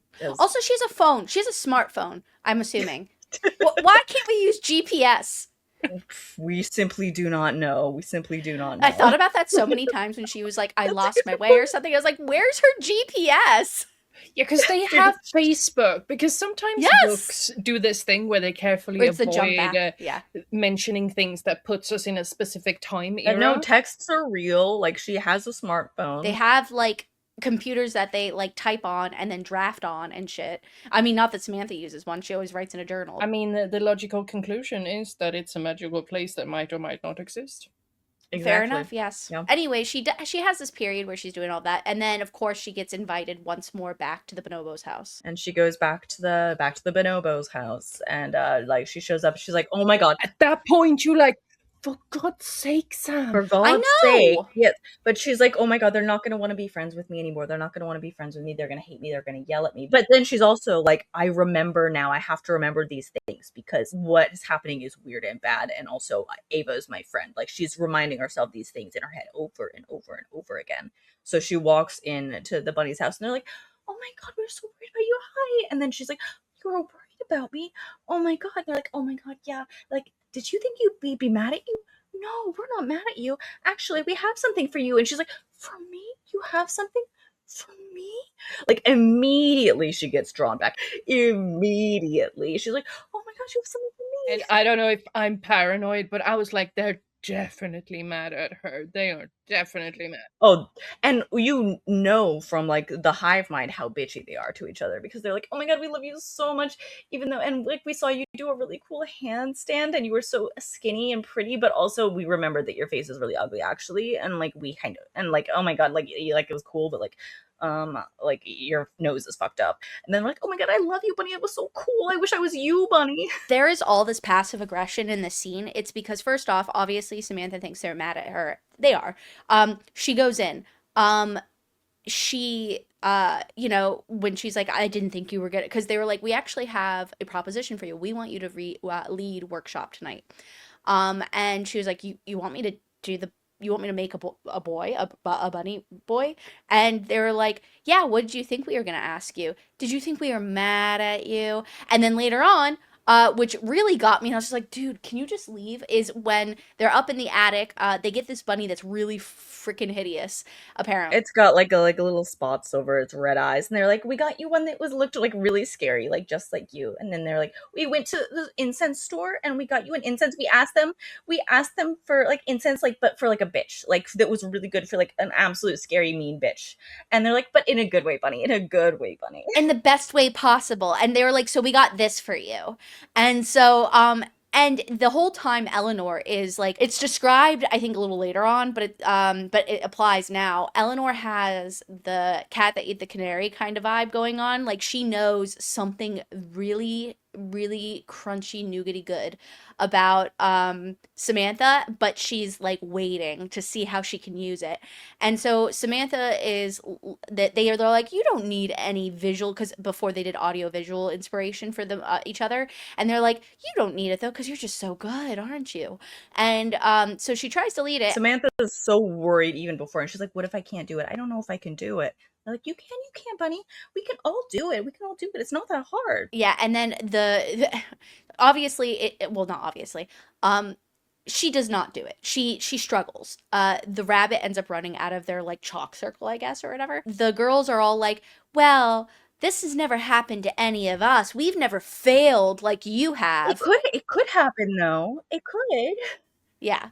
And then we have this moment where Samantha's looking outside, and when she's and this at this point Oh, in time and it's we should snowing in note this that on area. her way in, she saw a stag Yes. outside, like in the garden area, and she was like, "Oh, that's a interesting stag." Okay, she goes, We also forgot to mention earlier in the story, just a little bit earlier, there's this they're talking about workshop, a smut salon, and they're like, how can we make this better, how can we improve? And Samantha, at the time just us, not I, is like, well, why don't we use a different animal? Why does it have to be a bunny? So when she sees the they stag, look at her like she's crazy when they're like, "Why? Like, and what if we tried to make something that wasn't a boy? What if we tried to, make something different?" And they're like, "Why would we make anything with? Why wouldn't we use a bunny? And why would we make anything that isn't a boy? I mean, it's not a boy; it's a darling. But we always make boys. And it's always out of bunnies. Like, idiot." so when she sees the stag, instantly I was like, oh, is she gonna like, because the buddy boys keep saying, we'll hunt for you, Samantha, and stuff like that. And so I was like, oh, is she gonna ask like the bunny men to like go out and go grab the stag for a sacrifice? Which does not happen. Instead, when the bunny runs out of the circle and Samantha looks outside, she sees the prints of the rabbit outside for hopping, which how did it get outside even? I know not. Again, that dreamlike quality of the book, and it disappears, and then it like transform, like the prints like come out from the other side of this tree as something else, and then they see a black figure over at the bus, walking towards the bus stop, or at the bus. Waiting at the bus stop. Oh my god! Like, but and then they're like, "Wait, but he's supposed to come to the door." They always come to the door because that's what the darlings do. They always knock on the door. So Samantha's like, "Is that? Did I make that?" So they sort of like scurry up to this shadowy man, like, "Oh my god, is he going to?" And they're like, "Is he going to kill us? Is he going to murder us? Is he going to rape us? Oh my god, I'm so scared. I'm such a scared little bunny. I'm so scared." But then they go up to him and they're like, "Hi," and then like Samantha's, I lost my rabbit. Have you seen a rabbit?" He's like, "A rabbit? You lost your rabbit?" And let me tell you, this man is described as basically every broody, sexy boy archetype amalgamated into one. He's got these sort of like eyes that maybe change color, hard to say, but he's got like a tattoo of an axe on like his neck, I believe. And he's like, "You lost your bunny. That's so sad. I did see a bunny. A red fox came out and killed it. Sorry." And they're like, "Oh, that's so scary." They're like, "Oh, that's so scary. Oh my god, that's so scary." And then he's like, "Yeah, it's really He's sad." like, "But it's also kind of beautiful." And they're like, "Yeah, so Yeah, beautiful." yeah, it is so beautiful, so beautiful. And you can tell all the bunnies are kind of enamored with this man, and they're all trying to figure out whether Samantha made him or not. And they're like, and they can't figure it out because he's not acting like it. Like he's not wearing gloves, I don't believe. He's not following the script at all. Yeah, he's not following the script of what he's supposed to do.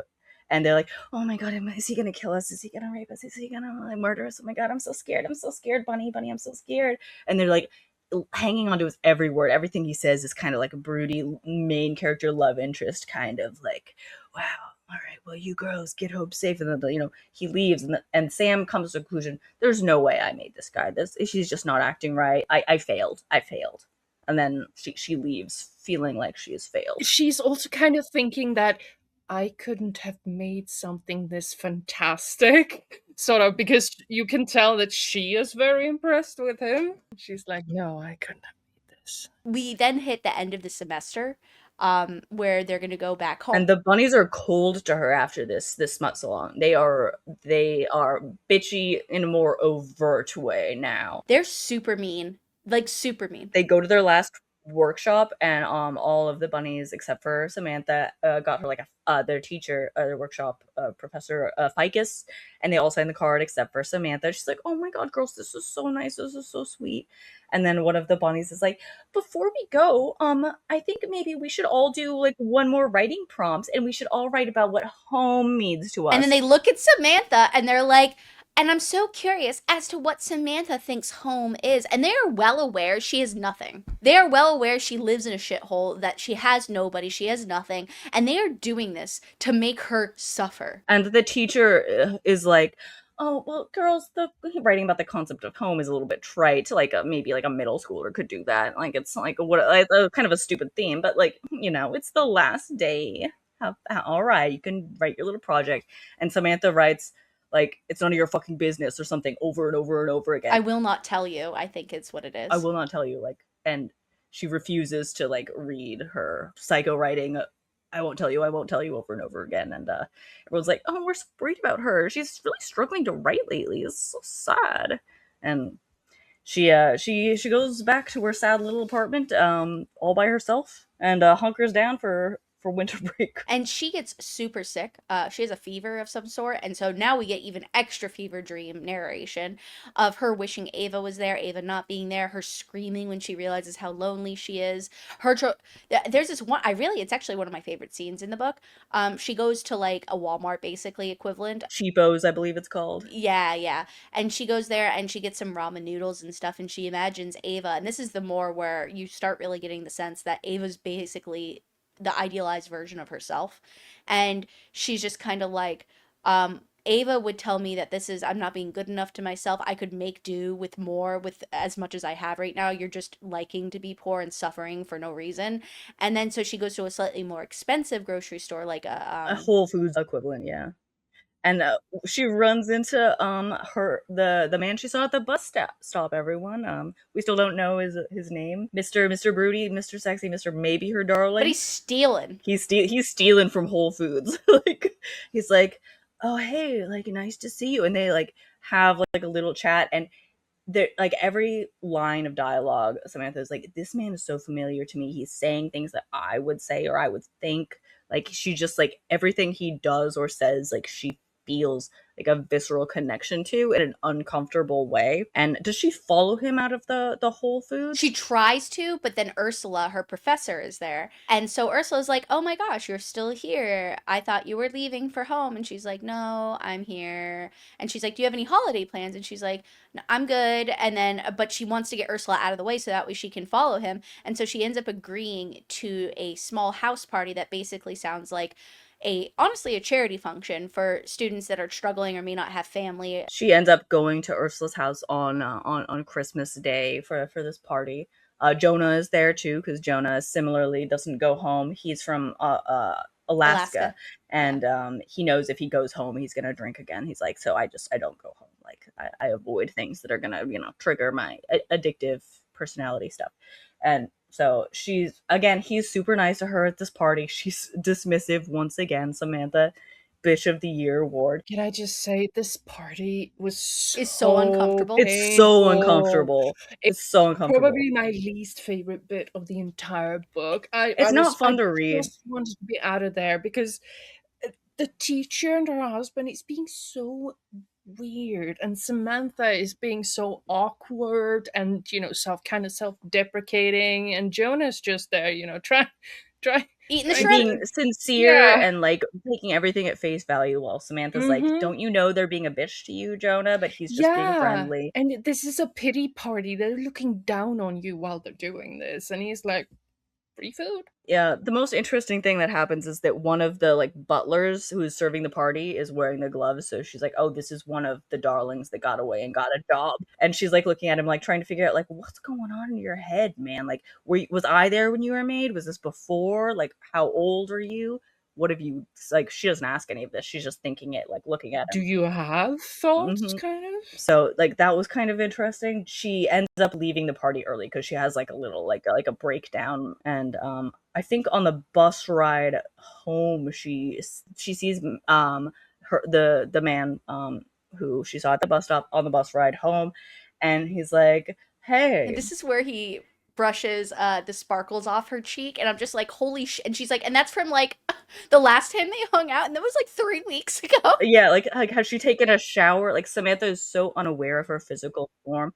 Her hair is probably in matted braids because she's never undone the braids that the bunny is tied in there. She has glitter on her face still from that. A mess. Girlfriend is a disaster. And you kind of understand at this point that like she's like feels like everyone's treating her like she's insane, but she is insane. Like she's probably like really in a concerning place. And we get little snippets of this in like flashback sort of like explanations where people are like concerned about her imagination and concerned about her sort of like getting lost in her stories. And you really get the sense kind of at this part of the book that she's had a lot of actual mental health crises that she in her head kind of paints as her overactive imagination, but are really concerning to other people. Her dad even ends up calling her, and they have a conversation that they've had it before where he recalls a time that they were at the park and she was by some tall grass, and I guess the wind came through the tall grass and she got scared by the wind, and so she screamed and she ran out of the park like bat out of hell. And her dad was like, and it's always the same conversation where her dad's like, and it was from then that we thought maybe she's different. Maybe she's and then he says it in a way that's like concerned and not happy. And then he was like, "But you turned out all right, didn't you?" And that's like the end of the conversation. And I'm like, "Bro, you are in Europe running away from debtors. You have no place to judge your fucking child." And this is also, I believe, the bus ride that I kind of brought up earlier, where she hears the woman listing off the Symptoms of schizophrenia. schizophrenia Schizophrenia. symptoms. Mhm. She's like, and saying like, "Oh, I have that one. I have that one." And Samantha describes it as like someone kind of excitedly realizing she has all the ingredients to make a recipe or something. So the guy's on the bus though, and so they have a short conversation, and she's of course lured. Like, I mean, he's not luring her. Well, he sort of is. He kind of it like you. She's not like she's kind of seems intrigued and attracted to him in a weird way, but like In a stalker way. yeah, because she's like his eyes are strange. They kind of remind me of the wolf I saw at the zoo this one time, but also this one man that I saw here. Like a little bits and pieces like that she's pulled from like 1,000 different things and creatures that she found attractive or interesting in some way. And it almost seems like his face kind of shifts every now and then. It doesn't quite stay the same. Like, if we were to assume that he is a real person, she has a very inappropriate sense of closeness to him. But we're not entirely sure if he is real at this point. So we're like, is she sensing their bond, or what is going on? Like, Similar to Ava, and like, like, but it's distinctly different than Ava, but similar in the sense that she sees herself in this man so much. It's more overt with him. With Ava, I feel like she firmly believes that Ava is just her friend, and they're so different, and like, yeah, this friend she kind of idolizes and would like to be. Yes, but with him, she's like, she feels like there are pieces of herself that are directly in there that she sees, Like memories and things. and like his mannerisms, the way he talks. And she follows him when he gets off the bus. She's like, I might get axe murdered, but I am going to follow this man. Yeah, to see where he goes. Where does he go? He takes a weird path, and he says something odd on the bus. He's like, she like says something, and he's like, oh, it's like the glow of love or something like that. She's like, love? Okay, whatever. But Yeah. Oh, he says I'm hooked on love or something like that, or yeah, I'm drunk, drunk yeah, with love or yeah, high on love. high on Mhm. love or Because something. I think she says something about drugs or something, and he's like, "Nah, I'm Mm. high on love." And as he's going, he's making a bouquet out of like really like pagan-esque looking sounding things. Yeah, like little like thistles and dandelions and stuff, like just picking them from. And like she also notices his mannerisms as he's walking, how he like taps things or like slides his hands over things, and she's like, I used to do that, my mom would yell at me. And then like she starts to like copy his mannerisms, and then she realizes, oh, I'm at Ava's house, and she can't, he's gone all of a sudden. She's just at Ava's house, and she's standing outside, and she sees like the roof is snowy where they used to dance on the roof. The plants are dying. She's like, this is so sad, like Ava's not here. So she just stands outside like forlornly for a really long time, thinking and brooding about her friendship with Ava. Like Ava's gone. She knocks on the door and screams her name over and over again, and she yanks on the doorknob so profusely that it comes off in her hand. And then she sits there, and then Ava surely would have heard her, but Ava doesn't come out until hours later, and she's like, "Oh my God, Smacky, why are you sitting out here like this? Didn't I give you a key?" And it's like, hold on a second, because at that time I was like, what's going on with Ava and in this weird realm, and what's going on with like these normal things that should be happening, like saying, hey, I gave you a key. This is like they were living together, and yet it's like she can't access this realm here. So it seems very magical to me, and this is what ended up turning me into the realm of, oh, this is, maybe she's really fucked up and she's like dissociating and stuff like that, but I think there is something magical genuinely going on here, especially with our other characters, the bunnies, having basically coven meetings and making creatures. The other thing at this point, like that I think we're safe to say, is the thing that triggered the bunnies to invite Samantha to their smut salon in the very beginning was they saw Ava. They noticed Ava, and they were like, I think the bunnies clocked Ava as a Yes. darling somehow. Yeah. And we're like, Yes, me too. yeah, and they were like, Yeah. oh my God, this girl did this. And they like were kind of testing the waters, trying to see as to whether or not like Samantha knew that she could do this or not. And they quickly realized, oh, she doesn't know she's doing this. And they're trying to figure out what the fuck is going on here. You know what this reminded me so heavily of is the Craft. I'm not familiar. Oh, what the fuck, Sorry? ladies? Ladies! Sorry. The Craft is like an iconic 90s movie or early 2000s, and it's the same setup. There are three girls who are known as like the bitches of Eastwick or whatever the heck. And they're like all goth and stuff at like a normal nice school. And I think her name is Sarah even. Yeah. Sarah comes from someplace else. Anyway, she ends up becoming their friend, and they're all witches and they do witch stuff, but never ever really works. And as soon as Sarah joins their coven, it begins working because Sarah, is a natural witch. And so they take advantage of Sarah's natural witch powers to get everything they want, that they've wanted, and revenge and all these things, until they think that they're better than her and they don't need her anymore. And then they start trying to kill her. It is very similar. I'm sorry. I'm not cultured, Katie. I'm so No, sorry. it's not a cultured movie at all. No, it just like, it's crazy because to me, The Craft is like an iconic witch movie for all girls that always wanted to grow up to be witches. I probably missed that bracket of teenagehood. I grew up in a conservative Christian household. I wasn't allowed to watch witchcraft. Anyway, But so Ava lets Samantha in. They dry off, and quickly like things warm up again in Samantha's life. Her and Ava sort of like they talk. Ava tries to very slowly uncultify her by forcing Samantha to make her own decisions. Like everything that Samantha says, she's like, "Do you really want that? Do you really want this?" Like they go to the zoo, and she's like, "Do you really want to watch the fox sit here? Or do you want to watch the penguins?" Like she's forcing like Samantha to make like serious decisions. Like months pass, like, and they've fallen back into this friendship. The bunnies do not text Samantha for a really long time. They tango on the roof again. Things are beautiful. Like Samantha's life starts to open up again. And then one night, like Samantha hears something upstairs and she's like, what's that banging sound? And then Ava was like, oh, that's probably like, like my other, like my flatmate upstairs who lives there. And she's like, well, what? And she's like, yeah, he works late, so you probably just never ran into him. Can we also just say that was Samantha's room that he's in? Yeah. Like, oh yeah, you're probably right. Like that freaked you. I was like, Ava, you're a piece of garbage. Oh my god, you just let this person come in and take her stuff? And then like a man walks in, and wouldn't you know it, it is our darling himself, Mr. Axe Tattoo, Mr. Baruti Boy, Mr. Love Interest. He's like, oh, hey Samantha. Samantha's like, what? And then Ava's like, oh, you two know each other? And Samantha says no at the same time that the other guy says yes. And we learned that this man's name is Max. He calls himself Max. Ava calls him Max. And Ava goes over, kisses him passionately on the mouth. And Sam is like, what?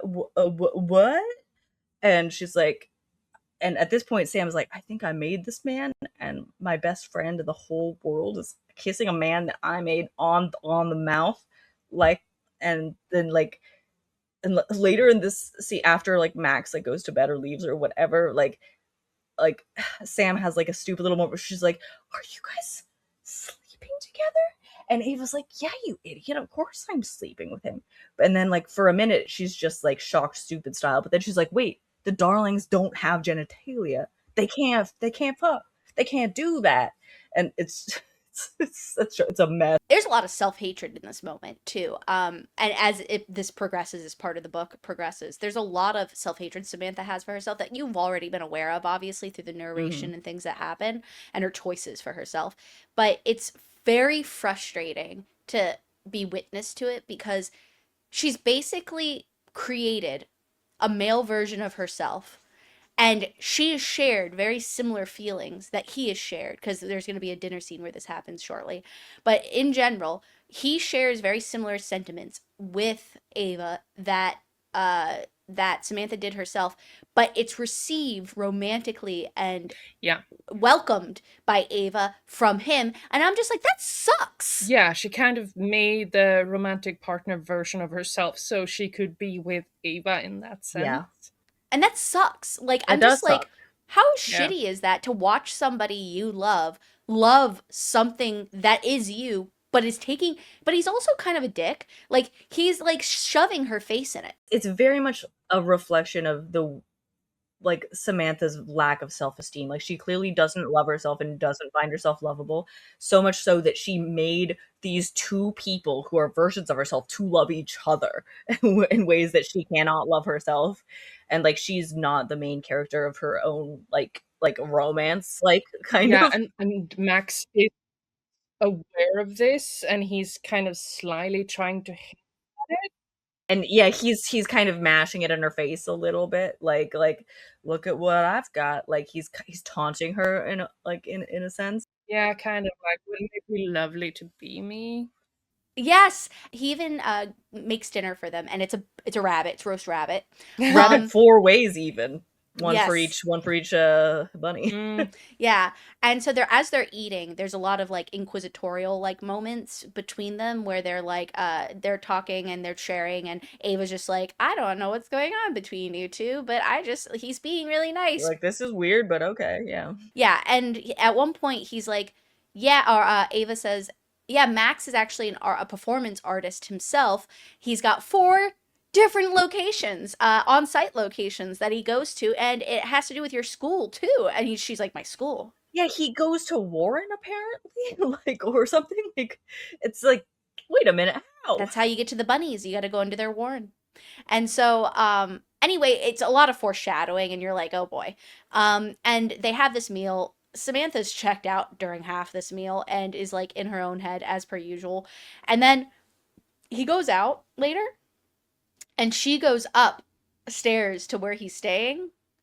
And again, why did Ava, like, again, these are like, there's just like a certain loss of like reality here that irritates me though, where I'm just like, okay, so all her shit was upstairs, including her personal journals, and he's like quoting things from her personal journals about Ava and things like that.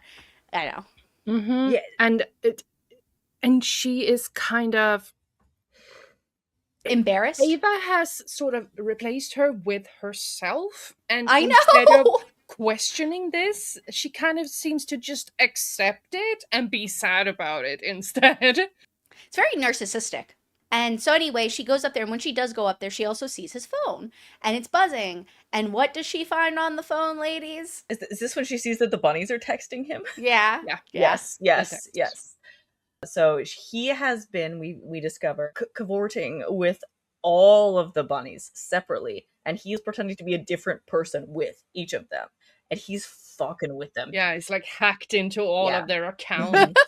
He's fucking with them. And when they go to their like final workshop, all of the bunnies are pissy with each other. Like Samantha immediately clocks it. They're like, And they show up totally wrong. Like they're they've all all changed their hair. They look off. They look like scattered. Like, unraveled.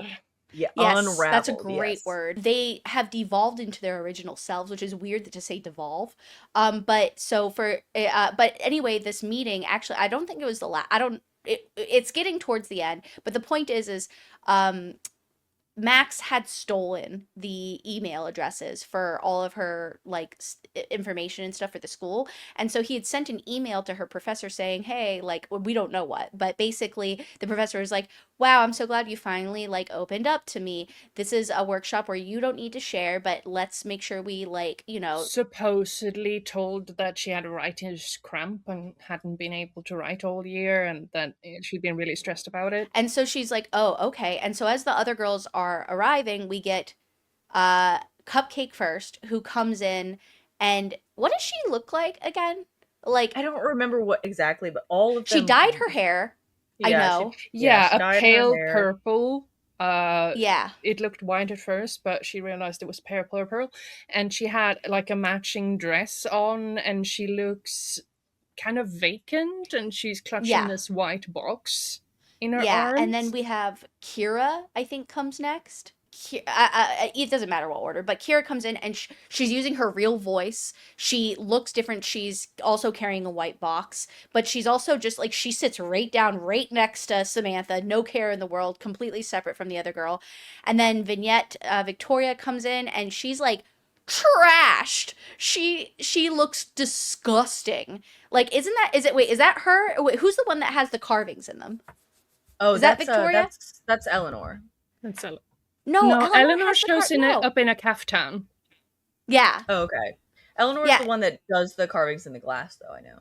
Yes. No, but there's is it Victoria? Maybe I'm getting them mixed up, but there's one girl that Victoria's shows the up one in that looks like this sort of punk rock ex ballerina. I don't remember, but one of them comes and they're really filthy and gross and it looks like they've just been digging in mud and stuff. And then another one has literally carved things into like drink me or something me, touch me or something. Eat me. Yeah, eat me. There we go. Yeah. She has that and bruises all over her, like whatever. And so, and then Eleanor, like you said, shows up, but she's late for the first time, like ever, and she's like harried, and she's like, "But you said to get here at Oh, like and the other 5:11." bunnies gave her the wrong time. Yeah. Yeah, and Yeah, and so the teacher is like, "No, it's my email why would said I have you come at 5. 5:11? That is such a weird time." But anyway, let's get started now that everyone's here, and Eleanor's like embarrassed for the first time. They've all written stories about a man, if you will. And basically what they did with him, but in an artsy form. Yes. And the teacher's like, all of this is really androcentric, don't you think? Or whatever. I think she says that. Yeah, you're right. Yeah, and it's presented as if their craft has completely deconstructed itself. But what I assume is that it has actually kind of reverted to what they had before they were Warrenized and Bunnified, I assume. Because some of their internal sort of there's more insecurity in their writing, and there is more want. Like, I want to be intelligent. I want to be deep. I want to be artful. Instead of this sort of like numbed down feminist like conglomerate that they were doing. Yeah. The Yeah. well-crafted, easily digested, safe, woke feminism. And then they one by one give their stories, and as they do, they each get angrier and angry at each other, and they're like saying whore, slut, and stuff, because they all seem to recognize that they're all talking about the same man, and they're all angry at each other because they all want him for themselves. Obsessed. It's a fascinating scene. It is And- actually. What's most fascinating of all is how the teacher tries to deal with these bizarre behavior. She's like, oh my god, I've never seen you guys like this. You've been a weird conglomerate since day one. Okay.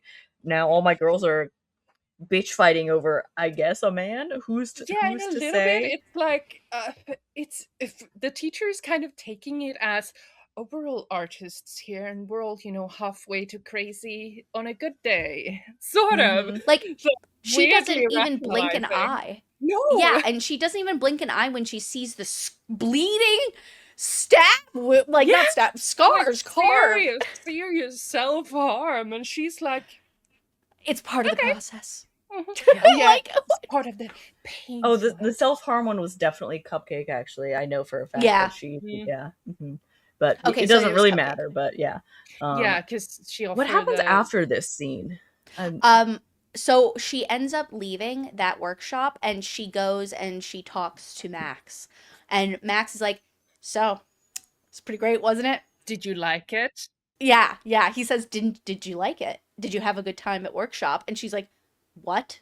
And he's like, do you like my work? Like, yeah, didn't you like to see them shame themselves? Yeah. And she's like, no, but she lying to herself. obviously, yes. She doesn't like it, but she is gratified by it to some degree. And she's like, how could you do this to Ava? And he's just like, it's not about that. He's like, it's funny, it's because he's more a born thing from the anger and betrayal that she kind of feels when she creates her man or her darling, her draft. Like, his express purpose seems to be a heat-seeking missile for getting all of the angry things she wants done that she can't do herself, including shitting on herself. Yeah, like all of those things that she feels that she is not, like, they are not sanitary things to feel, got distilled into this man. So he's kind of flippant and hating of her, and especially of the bunnies. He doesn't adhere to social rules. There's this sense that there is no limit to him, which frightens her in that moment. Yeah, kind of like unlike Ava, who was born, it seems, out of pure loneliness on Samantha's part. This man was born with a purpose, like a specific kind of anger for the bunnies specifically, and he shows it over and over and over again with the, here, I made you rabbit in 4 ways. Like, this man is out for blood against the bunnies. He was made to be angry, and he was made to love Ava. Yeah, those are the 2 things. So from there, that's where I don't recall though. It what is happened right after that. it is after this scene that she's like, he is limitless. I'm worried. I can't do this to Ava. I have to tell her the truth. So she sits down with Ava and she tells her, I made Max. Max is my creation. Ava's like, what the fuck are you talking about? Are you okay? Which is such a weird reaction in my opinion, but I feel like maybe that's the real art to Ava, is that she doesn't even know. Yeah. I guess. Or perhaps like Samantha like assumed that she, like, a normal person would think she's fucking crazy, and that's why, like, Fair enough. yeah. Yes, that's but true. like, so Ava is like, I don't know what you're talking about. You sound insane right now. And Samantha's like, never mind. I made all that up. Oh my god, what's wrong with me? I'm so stupid. I just lied. And then like Ava's like, okay, see ya, I guess. And they leave awkwardly. And I don't remember, there's a weird thing that happens in the cave, which is what Samantha calls the workshop place, and I don't remember exactly where it fits in and how it started and ended. Do you guys remember that scene? The one where she wakes up like bound Yeah. and gagged, supposedly? Yeah. Yeah, Like no, I she don't. I think she has like kind of a psychotic break moment. She goes to the cave, which she calls the workshop, and like a bunch of voices are talking to her. It's both like it's the bunnies being like, "Oh my god, you're not even the main character of your own book. You had to make two people to fall in love with each other. They're fucking and then like what are you? Oh What are yeah. you, Eva?" Yes. What happens is she goes to the cave, and the bunnies have made her teachers. So the lion and the other woman, they have made versions of them, and they show up and they That's start right. bombarding her with all this weird shit. Trauma. Yeah, and in the beginning she thinks it's real, and then slowly she notices that Yeah. their hands are wrong, and and they Yeah. kind of keep just talking at her. Yeah, it's a spooky scene and like obviously nothing is I real. Like it's like a complete fever dream. Mhm. Like the And lion it's is like a yeah. revenge for the bunnies being ashamed in workshop. But like when she wakes up, it's actually bad. Like she wakes up and she explains it as if she's bound and gagged, and she like talks to like a janitor. She's like, "Help me, help me, help me!" And he looks at her like she's fucking crazy. She's like, there's like just a ribbon around her wrist, and he like pulls it off. He's like, "Are you're fine, girl?" And she's like, "Oh my god, thank you. Oh my god, I'm fine. Oh god!" Like and like she runs out, like fully believing that she was still bound and gagged, even though he was like just pulled a ribbon off of her wrist or something. He's like, Yeah. you're fine, girl." Like it was Yeah. clearly she was still tripping a little bit. So Yeah. like she runs out. I believe this is when she runs back to Ava's Yeah. house. Yeah. And she Mhm. runs in there and she finds a dead swan in the living room area, just a maimed swan. And she's like, what? And Max is there and he's just distraught or Devastated. devastated. And he's like, "What did you do?" And she's like, "Well, I told Ava, that I made you." He's like, "Why would you do that, you fucking idiot? Why would you do that?" And she's like, "I don't know. I couldn't do it. I was like, I had to tell her the truth. She's my best friend." He's like, "Look what you." Wasn't it hinted at that the bunnies went and killed her? Yeah, it is implied that Mhm. like probably Eleanor At killed first, Max killed her, is and kind of looking at Sam as if he's like, "Why would you do this?" Like Yeah. he asks like, her, "Why mhm. would you do?" And she's like, "Why would you tell Ava?" But really, he's like, "Why would you do this to Ava?" And she's like, "I wouldn't." And we can see the moment where he kind of catches on, and he's like, Yeah. It's them. "Ah, mm-hmm, Yes. And Yeah, well, I think she also, I don't recall exactly because I didn't get to relive this part, but um doesn't she say that they did this to her or yeah, something like that? something like And that. And we don't real Samantha doesn't realize for a hot minute that the swan is Ava. It takes her a while to realize this because to her, all through this point, Ava was a real person, her best and friend. it's so interesting, I think, that Max, from the get-go, he knows he's not he real. knows. But Ava never knew. Ava wanted to be real because Ava is a constellation of all the things Sam wishes were real about her. Yes, Yes. very much so. Yeah, I always thought that was so like it made the narrative very confusing. It's because you would expect, because we don't know the limits of the magic, we don't know what kind of magic this is, so it's really hard. So it really makes you second guess what Ava's role is until this happens. And then of course you think back to the swan that was alone on the lake where she would And go since and she be lonely. blinked and the swan was gone and Ava was next to her, you're like, "Oh, this is just like the stag outside. What happened with Yeah, Max?" Like, yeah, it's a heartbreaking moment for it is. yeah, it Yeah, Because it sucks. is. she's never going to get her back. And again, the double entendre with names and stuff like that makes a lot of sense then, because Ava, aviary, and stuff like that. So like you Hmm. get the symbolism and such that's going on in the foreshadowing. And of course Max being born with that one one almost intended purpose besides loving the thing that's now gone. All he has left is to get revenge. So he seeks out the bunnies. Does he invite them all to the same place? I believe is I that how he thought she gets them? went. I thought She she goes to went. their house, Yeah, doesn't it? she goes to Mhm. their house with him and Oh, she okay, allows this to happen. She's yeah. like, because doesn't he go in and he beats the shit out of them? He, Remember? I think they take the bus and they talk at the bus stop, and she's like, I can't let you do this." And he hangs Yeah. back somehow because she approaches the house before him Yeah. and she tries the door. They talk. She gets really angry.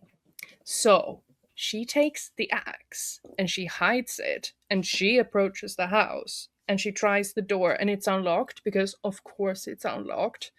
And she goes in and confronts the bunnies and she kind of hides the axe and she's like, "Why did you do it?" And they try to mind boop her, like, "What do you mean? What did we do? Oh, we're so surprised to see you here, bunny." And then slowly she becomes more and more confrontational, and Eleanor's like, "You won't do it, will you? You can't." And at that point, I think Max shows up, Mm-hmm. and he has this magical effect on the bunnies. They're like, oh. "Oh my Yeah. god, my rock star is And they here!" all call him by the name they know, but like, oh, Decius, like, Yeah. like Patroclus, whatever the fuck, like, Mhm. like, Their whatever romantic name they love give him. interest. They're like, "Oh, he's Mhm. here!" And they run to him and they start like pulling him this way and that, just Yeah. trying to get a piece of him because they are starving. Rabid. Yeah, Mhm. they're rabid, they're starving, they have been like, Rabid. he is the perfect thing they all tried to create and couldn't, and they're so Yeah. enamored with him. And then he and Sam makes eye contact and he gestures to her and she's like, "No, do that. I can't do that." But there's also this sense of, I don't know, I have to let him go, sort of. I don't know. Yeah. Yeah, it's a weird scene because like you get the sense that like Samantha is deciding in this moment, do I want to kill and fuck up these bunnies? Like do I could, they could die here if I Mm-hmm. decided to kill them. Max would fucking kill them. He Yeah. absolutely would. And she's like, I can't do that. And also, I think she feels for Max as like a creation that she has Yeah. made. She's like, I don't want to make Yeah. him do this. Yeah. Also, He feels so responsibility for him. mhm. And I guess tries to accept him as a part of herself for That's the what it first seems like. Yeah. time. Mm-hmm. Or Yeah. not just a part of herself, but also something that she can attain. She just needs to be ballsy enough to go reach for it. Yeah. Mm-hmm. So like they come to kind of an understanding. He I don't know, did they get beat up somehow? I don't know what happens. I can't remember I either. wish I could. I wish one of us remembered I this know, scene it's better. so shit. But I guess it's a testament to how dreamlike it was because Yeah, It was, yeah. extremely dreamlike because she's holding the axe and she's thinking she can't do it, and then suddenly he falls down, and the bunnies go insane. And uh, as I Do they remember attack it, each other? yeah, maybe. they do, Okay. Yeah. they do. So yeah. They go rabid when he drops. Mhm. It doesn't expressly say that Samantha axed him, but I think she does, and Yeah. that drives the bunnies insane. They cannot take this loss, so they just start tearing at each other. And then Samantha, like, she's free of this curse now, so she kind of walks Yeah. away, and then they Yeah. don't see each other until graduation. I feel like it's implied that he kind of turns back into the stag and kind of Yeah. walks Oh off. yes, yes. Mm-hmm. Mm-hmm. Yeah. Yeah. So he just sort of walks off into the woods. Who knows what becomes of him? But she didn't kill the bunnies. The bunnies fucked themselves up. I think we just jump ahead to graduation at this point, Yeah. if I'm not Basically, mistaken. and they all And show all up the like bunnies really are like screwed up. just battered and like bruised and like crutches, Yeah, and everyone's etc. like, "What happened to you guys?" And they're like, it It was a little was accident. I don't know. writing, what was it? A writing prompt or something. Oh, They ridiculous excuse. yeah, we were exploring the body or something like that. Yeah, and the Um, teacher once again is like, yeah, something it can get really out of hand when you do that, I guess. You're Yeah, like, I mean, writing can be so intense, girls. yes. And then also in this scene, if I recall the mood correctly, Samantha has settled, not totally settled into herself, but she's like on the road to recovery kind of thing, Yeah. where she has in some ways taken that what she gave the personality, the confidence that she gave to Ava and Max, she's like settled on her like a an outfit for now. That's the vibe I got. Like, and she'll probably grow into that person. But now that you've said there's a sequel, I'm like, okay, are they going to go into the hard magic of it now? Yeah, she Yeah. thinks about Ava and how much she misses her, and she goes to the spot that The overlooks the swan lake. bench, yeah. Yeah, and she's lonely, and she's like, maybe I could do it again. Maybe I could Yeah. try again. And you're like, oh no, No, don't make girl, another no, swan no, baby. no. But instead, we see Jonah her shows talk to up. Jonah. Yeah. Yeah. And she's like, do you want to go with me somewhere? And he's like, Duh. sure. Been waiting for this the whole year. Yeah. So that The last line of the book is really interesting because she looks at the ground after Jonah says something, and she hears Jonah say something else, but instead of Jonah, it says the mud said this, which I'm like, what are you doing, girl? Are you making something again? Or what's going on? But it just ends as like her and Jonah are gonna hang out, be friends. Yeah, she was kind of talking to Jonah, and then she had kind of an introspection moment, and she looked down at the ground. So I took it as Jonah answering, but I'm not sure. Yeah. And Yeah. she was looking at the mud at that moment, and Mhm. it's like an artiste way of saying Yeah. it. Mhm. But who knows? Overall, I'm a little bit upset that there is a sequel because I really like the uncertainty of it. Like, was Ava ever real? Was she always just sort of an imaginary friend? We don't know. Was any of the magical realism insanity in this, did that actually happen? Was it all, we simply do not know. And I kind of like the nebulous uncertainty of it a little bit. Like, Yeah. I'm very cautious about where a sequel could go. Like, is I it actually started a it, so I prequel? know I know the basic premise. Oh, So the basic premise of the sequel, We Love You Bunny, is that um, Samantha it has published a book, pretty much Bunny. Samantha has published Bunny, and she is the first of her cohort at Warren to get major Publish. success and Oh. publish. Mhm. So she goes back to Warren to do a reading of Bunny, and in the audience she sees who else but her four bunnies, and they kidnap her, What? gag her, lock her in the attic where they did all of their fucked up No, stuff, and they want to use her brain. and then they give all of their backstories, I guess. Like that's what I understand of the basic premise so far. Okay. That's so quirky. Like, what? Yeah, I think I'm going to finish it just out of sheer Yeah, curiosity. that sounds a little better than I like that there was a skip and there's kind of like a new story as opposed to just a straight Yeah. on continuation of where she went after graduation. It would make more sense to explore these characters who are already so complicated rather than elongating her story in a way that only focuses on her, because we already had that huge focus on her in the first book. From what I've, like, I think I'm on chapter 5 or something, and Samantha has been gagged the whole time. Haven't heard a word from her, so we're just hearing the bunnies tell her their backstories, basically. Like, you got it all wrong, Bunny, and they all have different names too. Apparently, like Eleanor is named Elsinore. She changed their names for the book that she published. So, like, Kira is actually Kiara. Like, Yeah. So they're kind of trying to set the account straight. Yeah, it's like that. Oh. Interesting. That brings in that idea. And Katie, actually, they specifically, one of them calls out, like, oh, how did you describe it? Oh, like so many ghosts or something. Like, they call out that phrase that you that's so funny. So, actually, this sounds great. I'm not gonna lie. That actually sounds really funny. I'm curious about it. Like, part of me is like, I don't want them to have like a canon of whether this is all in Samantha's head or not, but maybe it won't be. I don't know.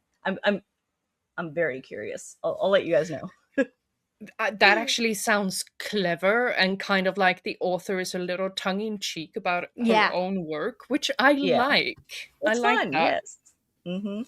But overall, I actually really enjoyed this. I was surprised by how much I enjoyed it on a reread, because the first time I was like, yeah, same. But somewhere on a reread, around I was the middle, like, this is good actually. Somewhere around the middle, the first time I read it, I was like, is this ever gonna end? Yeah. Yeah, no, again, the first time I just got really frustrated. I was telling Elin earlier, back when I was in my fan fiction phase, I really got into this big like saturated guilt trip slash betrayal focus where like, and it was like Civil War and Tony Stark, of course. Of But the course. point is like I was really into this, wow, everybody's doing bad things to me, but hey, wait, now I'm getting my comeuppance, or I'm getting my one up after so much time, and I was vindicated, or I am vindicated, and I was right all along, type of thing. Um, and that this book does that, but Mm-hmm. you never really get the, until that last, little bit scene, you never really get satisfying moments. It's because the whole time Samantha is just eating it. Like it is not It's a, miserable to be in her head, but it's yeah. Mm-hmm. definitely done like It on is. purpose. Like it's such a good depiction of like falling into this cult because you feel her otherness from the very beginning and her desperation, and that like so when she becomes so quickly like Enamored. yeah, enamored, like, oh, you wanted to hang out with me, oh, you like me, It oh, makes sense. you believe it because she's so lonely, like She's a very well sketched out character, if not very likable or enjoyable to follow around hmm all the time. And yeah, for me, right around the middle, the first time I read this, I was still so preoccupied with, what is this story? Like, what yeah, does it Yeah. mean? What is this story? Is this actually happening? And that's part of why I wasn't enjoying it very much at the time. But when I yeah, kind of just accepted that we're probably gonna get some kind of answer, maybe it's this, maybe it's that, once I just accepted it on face value and just listened to what was happening, I started liking it better and better. And I think the book does a good job of circling around to itself and tying back to things that seem nonsensical at face value, so it actually becomes something that has a meaning. Yeah. I like the way you described that. I would agree. What was your allegory that you were going to say before? Oh, well, basically, one of the things that I've been contemplating this whole time is that, is this book an allegory? And I don't think it is. Or I, if it is, it's probably not what I'm thinking. But my headcanon is that this is a kind of allegory for how what capitalism does to our society. Number one of the most viable products in capitalism is women and women's mhm, insecurities. And I think it's very interesting how the two kind of camps we have in the story Yeah. is like the privileged that regurgitate and create things that no one needs, that doesn't work very well, but they don't know how to make anything of worth. And then they come in with Samantha, who creates things out of need. She made she made Ava because she needed a friend. She was missing it, and her creations are so much more living, so much more valuable. So that is kind of like a That's little interesting. that's yeah. really smart, I think that makes a ton of sense, and like especially just the way that Samantha describes the bunny's writing, like the one that stuck out to me was the one, I think, Vignette, who wrote like Disney princess blood orgies, like just to be edgy, Hmm. and it's very much like that. It's like, what do girls like? They like edgy stuff and they like Hmm. Disney princesses, and Yeah, you it's get very this much strong like sense that they're just making content for the it's like sake of it's a content. feminism, it's feminism as content Hmm. versus like I'm just a person trying to be alive, kind of Hmm. like Eleanor, I feel, is definitely like the best representation of that. It's because like she doesn't even write on paper. She Oh writes yeah. on whatever her glass or whatever it is, and Hmm. she etches it, which is absurd. Like Yeah. it's definitely beautiful art, but it's a it's product. represent it, yes, Hmm. and And it's representative. also in that, when the bunnies go off to live their own lives, like and Sam is like, do you think that is ethical? And they're like, Ethical, ethical, ethical, what ethical, does that like mean? Oh, like yeah, has absolutely no concept of it, or doesn't want to think of it, even though mm, it is something they should be aware of. and very similarly, there's a moment during the like bunny conglomerate scenes where they pass by a homeless person on the street and all the Yeah. bunnies are like, don't look at it, don't look at it, it's ugly, we don't like to see it. Mhm. But oh, do look at it. My mom says it's important to look at things that are ugly because it helps your art and Yeah, it and they're expands your worldview for your art. And like And they view everything through the form of their art, which is very much yes, something to be but consumed. at the Yes. same time, they're so obsessed with all this shit that is just crap, like the miniature cafe that serves Yes. everything that is Cookie normal, butter from Trader except you Joe's. pay extra to get a shitty miniature version. But not just that, there's also, this actually really fits in, Elin, with what you're saying. That one scene where it was explaining how the one bunny boy is in the back and he rips in order to have the mini chicken wings, they rip off the wings of really small birds, but they don't use the rest of the bird. Mhm. So it's like, that's a perfect representation though, too. And how Because there all is a of big their focus their on darlings financial. that they don't kill end up working in like shitty, like, jobs. Yeah, like Yeah, normal jobs because- at Minimum normal wage Yeah, people have. because job. they're simple Or on the street grunts. killing people, perhaps. They're Like- simple grunts that look good on the outside, and that's what they were created to do. And then when you kind of use them once, they were discarded, and now all they can do is continue to exist, but you can never actually use them for much except the simple tasks. So Yeah. I'm so glad you brought that. Thank you, Katie, for reminding Lenny to talk about that. That was good. That was a Yeah, good no, point. I was really excited to hear it. It's because that sounds like a thesis to me. Mhm. That sounds great. I really like that view of it. I never see lenses like that, like through socio-political stuff. I mostly just see it through like the personal level and like psychological level of things. It's really hard for me to make those connections. So that's a really cool concept to explore. And I don't think you're wrong. I really don't. It's very much on brand for the dark academia genre, and I Yeah. think this is a good dark Yeah. academia. Like, I've read a couple. I've read A Secret History and like Mhm. The Secret History and a couple others. I enjoy the Reminds me genre a of- lot. Like, It reminds me of Ninth House with Lee Bardugo. Mhm. Like the vibe of the city having its own dark personality and stuff like Mhm. that, you know? Yeah. yeah, it's all the same genre. Ninth House is kind of like a off-brand dark Yeah. academia to me, but it's Fair enough. I enjoyed it. So Ninth overall- House kind of crosses over with this more in that there is more overt supernatural elements, Yeah. as opposed to dark history, Mhm. secret Yeah. history, Yeah. the secret history. Yeah. It's a dark So- fantasy. Mm-hmm. Would you guys say, I would assume then we all agree that this is a book worth reading and that we definitely it's on the list of books we like. Absolutely. Yeah, I would say so. Give it a chance, even if you're obviously all of us liked it better on a second read. Yeah. So I'm kind Food of for glad thought. that we had some time to think about it and come back to it again. I would argue that if you read this book and hate it, you have still gained something from reading Yes, it. I agree. I think it's definitely worth reading.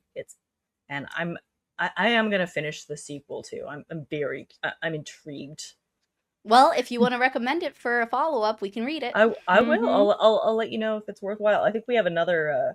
Or all the girls are doing a book next weekend too, right? So I The should Magical probably- Cat Shelter Magical by Cats, Heather yes. Fawcett, who wrote the Mhm. the Emily Wilde Yes. books. I'm so cautiously looking forward to it. optimistic. Yes. I All right, girls. I am so enthusiastic. It's going to be so much fun. But yeah, I would be up for reading the sequel to this. We'll see what our Dark Overlord says about it. All right. White Woman Hour. Great job, guys. All right, bunnies, Good it's job. time to. Oh, I can't I can't do dumb job. I was gonna be like, oh, Bye, it's time bunny. for us Bye, to hop bunny. away, and I'm like, oh god, I can't. That's just like too low. It's not that funny to say that. Happy Mother's Day, bunny. Oh yeah, Happy Mother's Day for any of the mothers that are out there. Even though you're not gonna get this on Sunday. Oh, You're certainly not, but Great job, All right. bunnies. bye, bunnies. Hop away. Bye. Goodbye.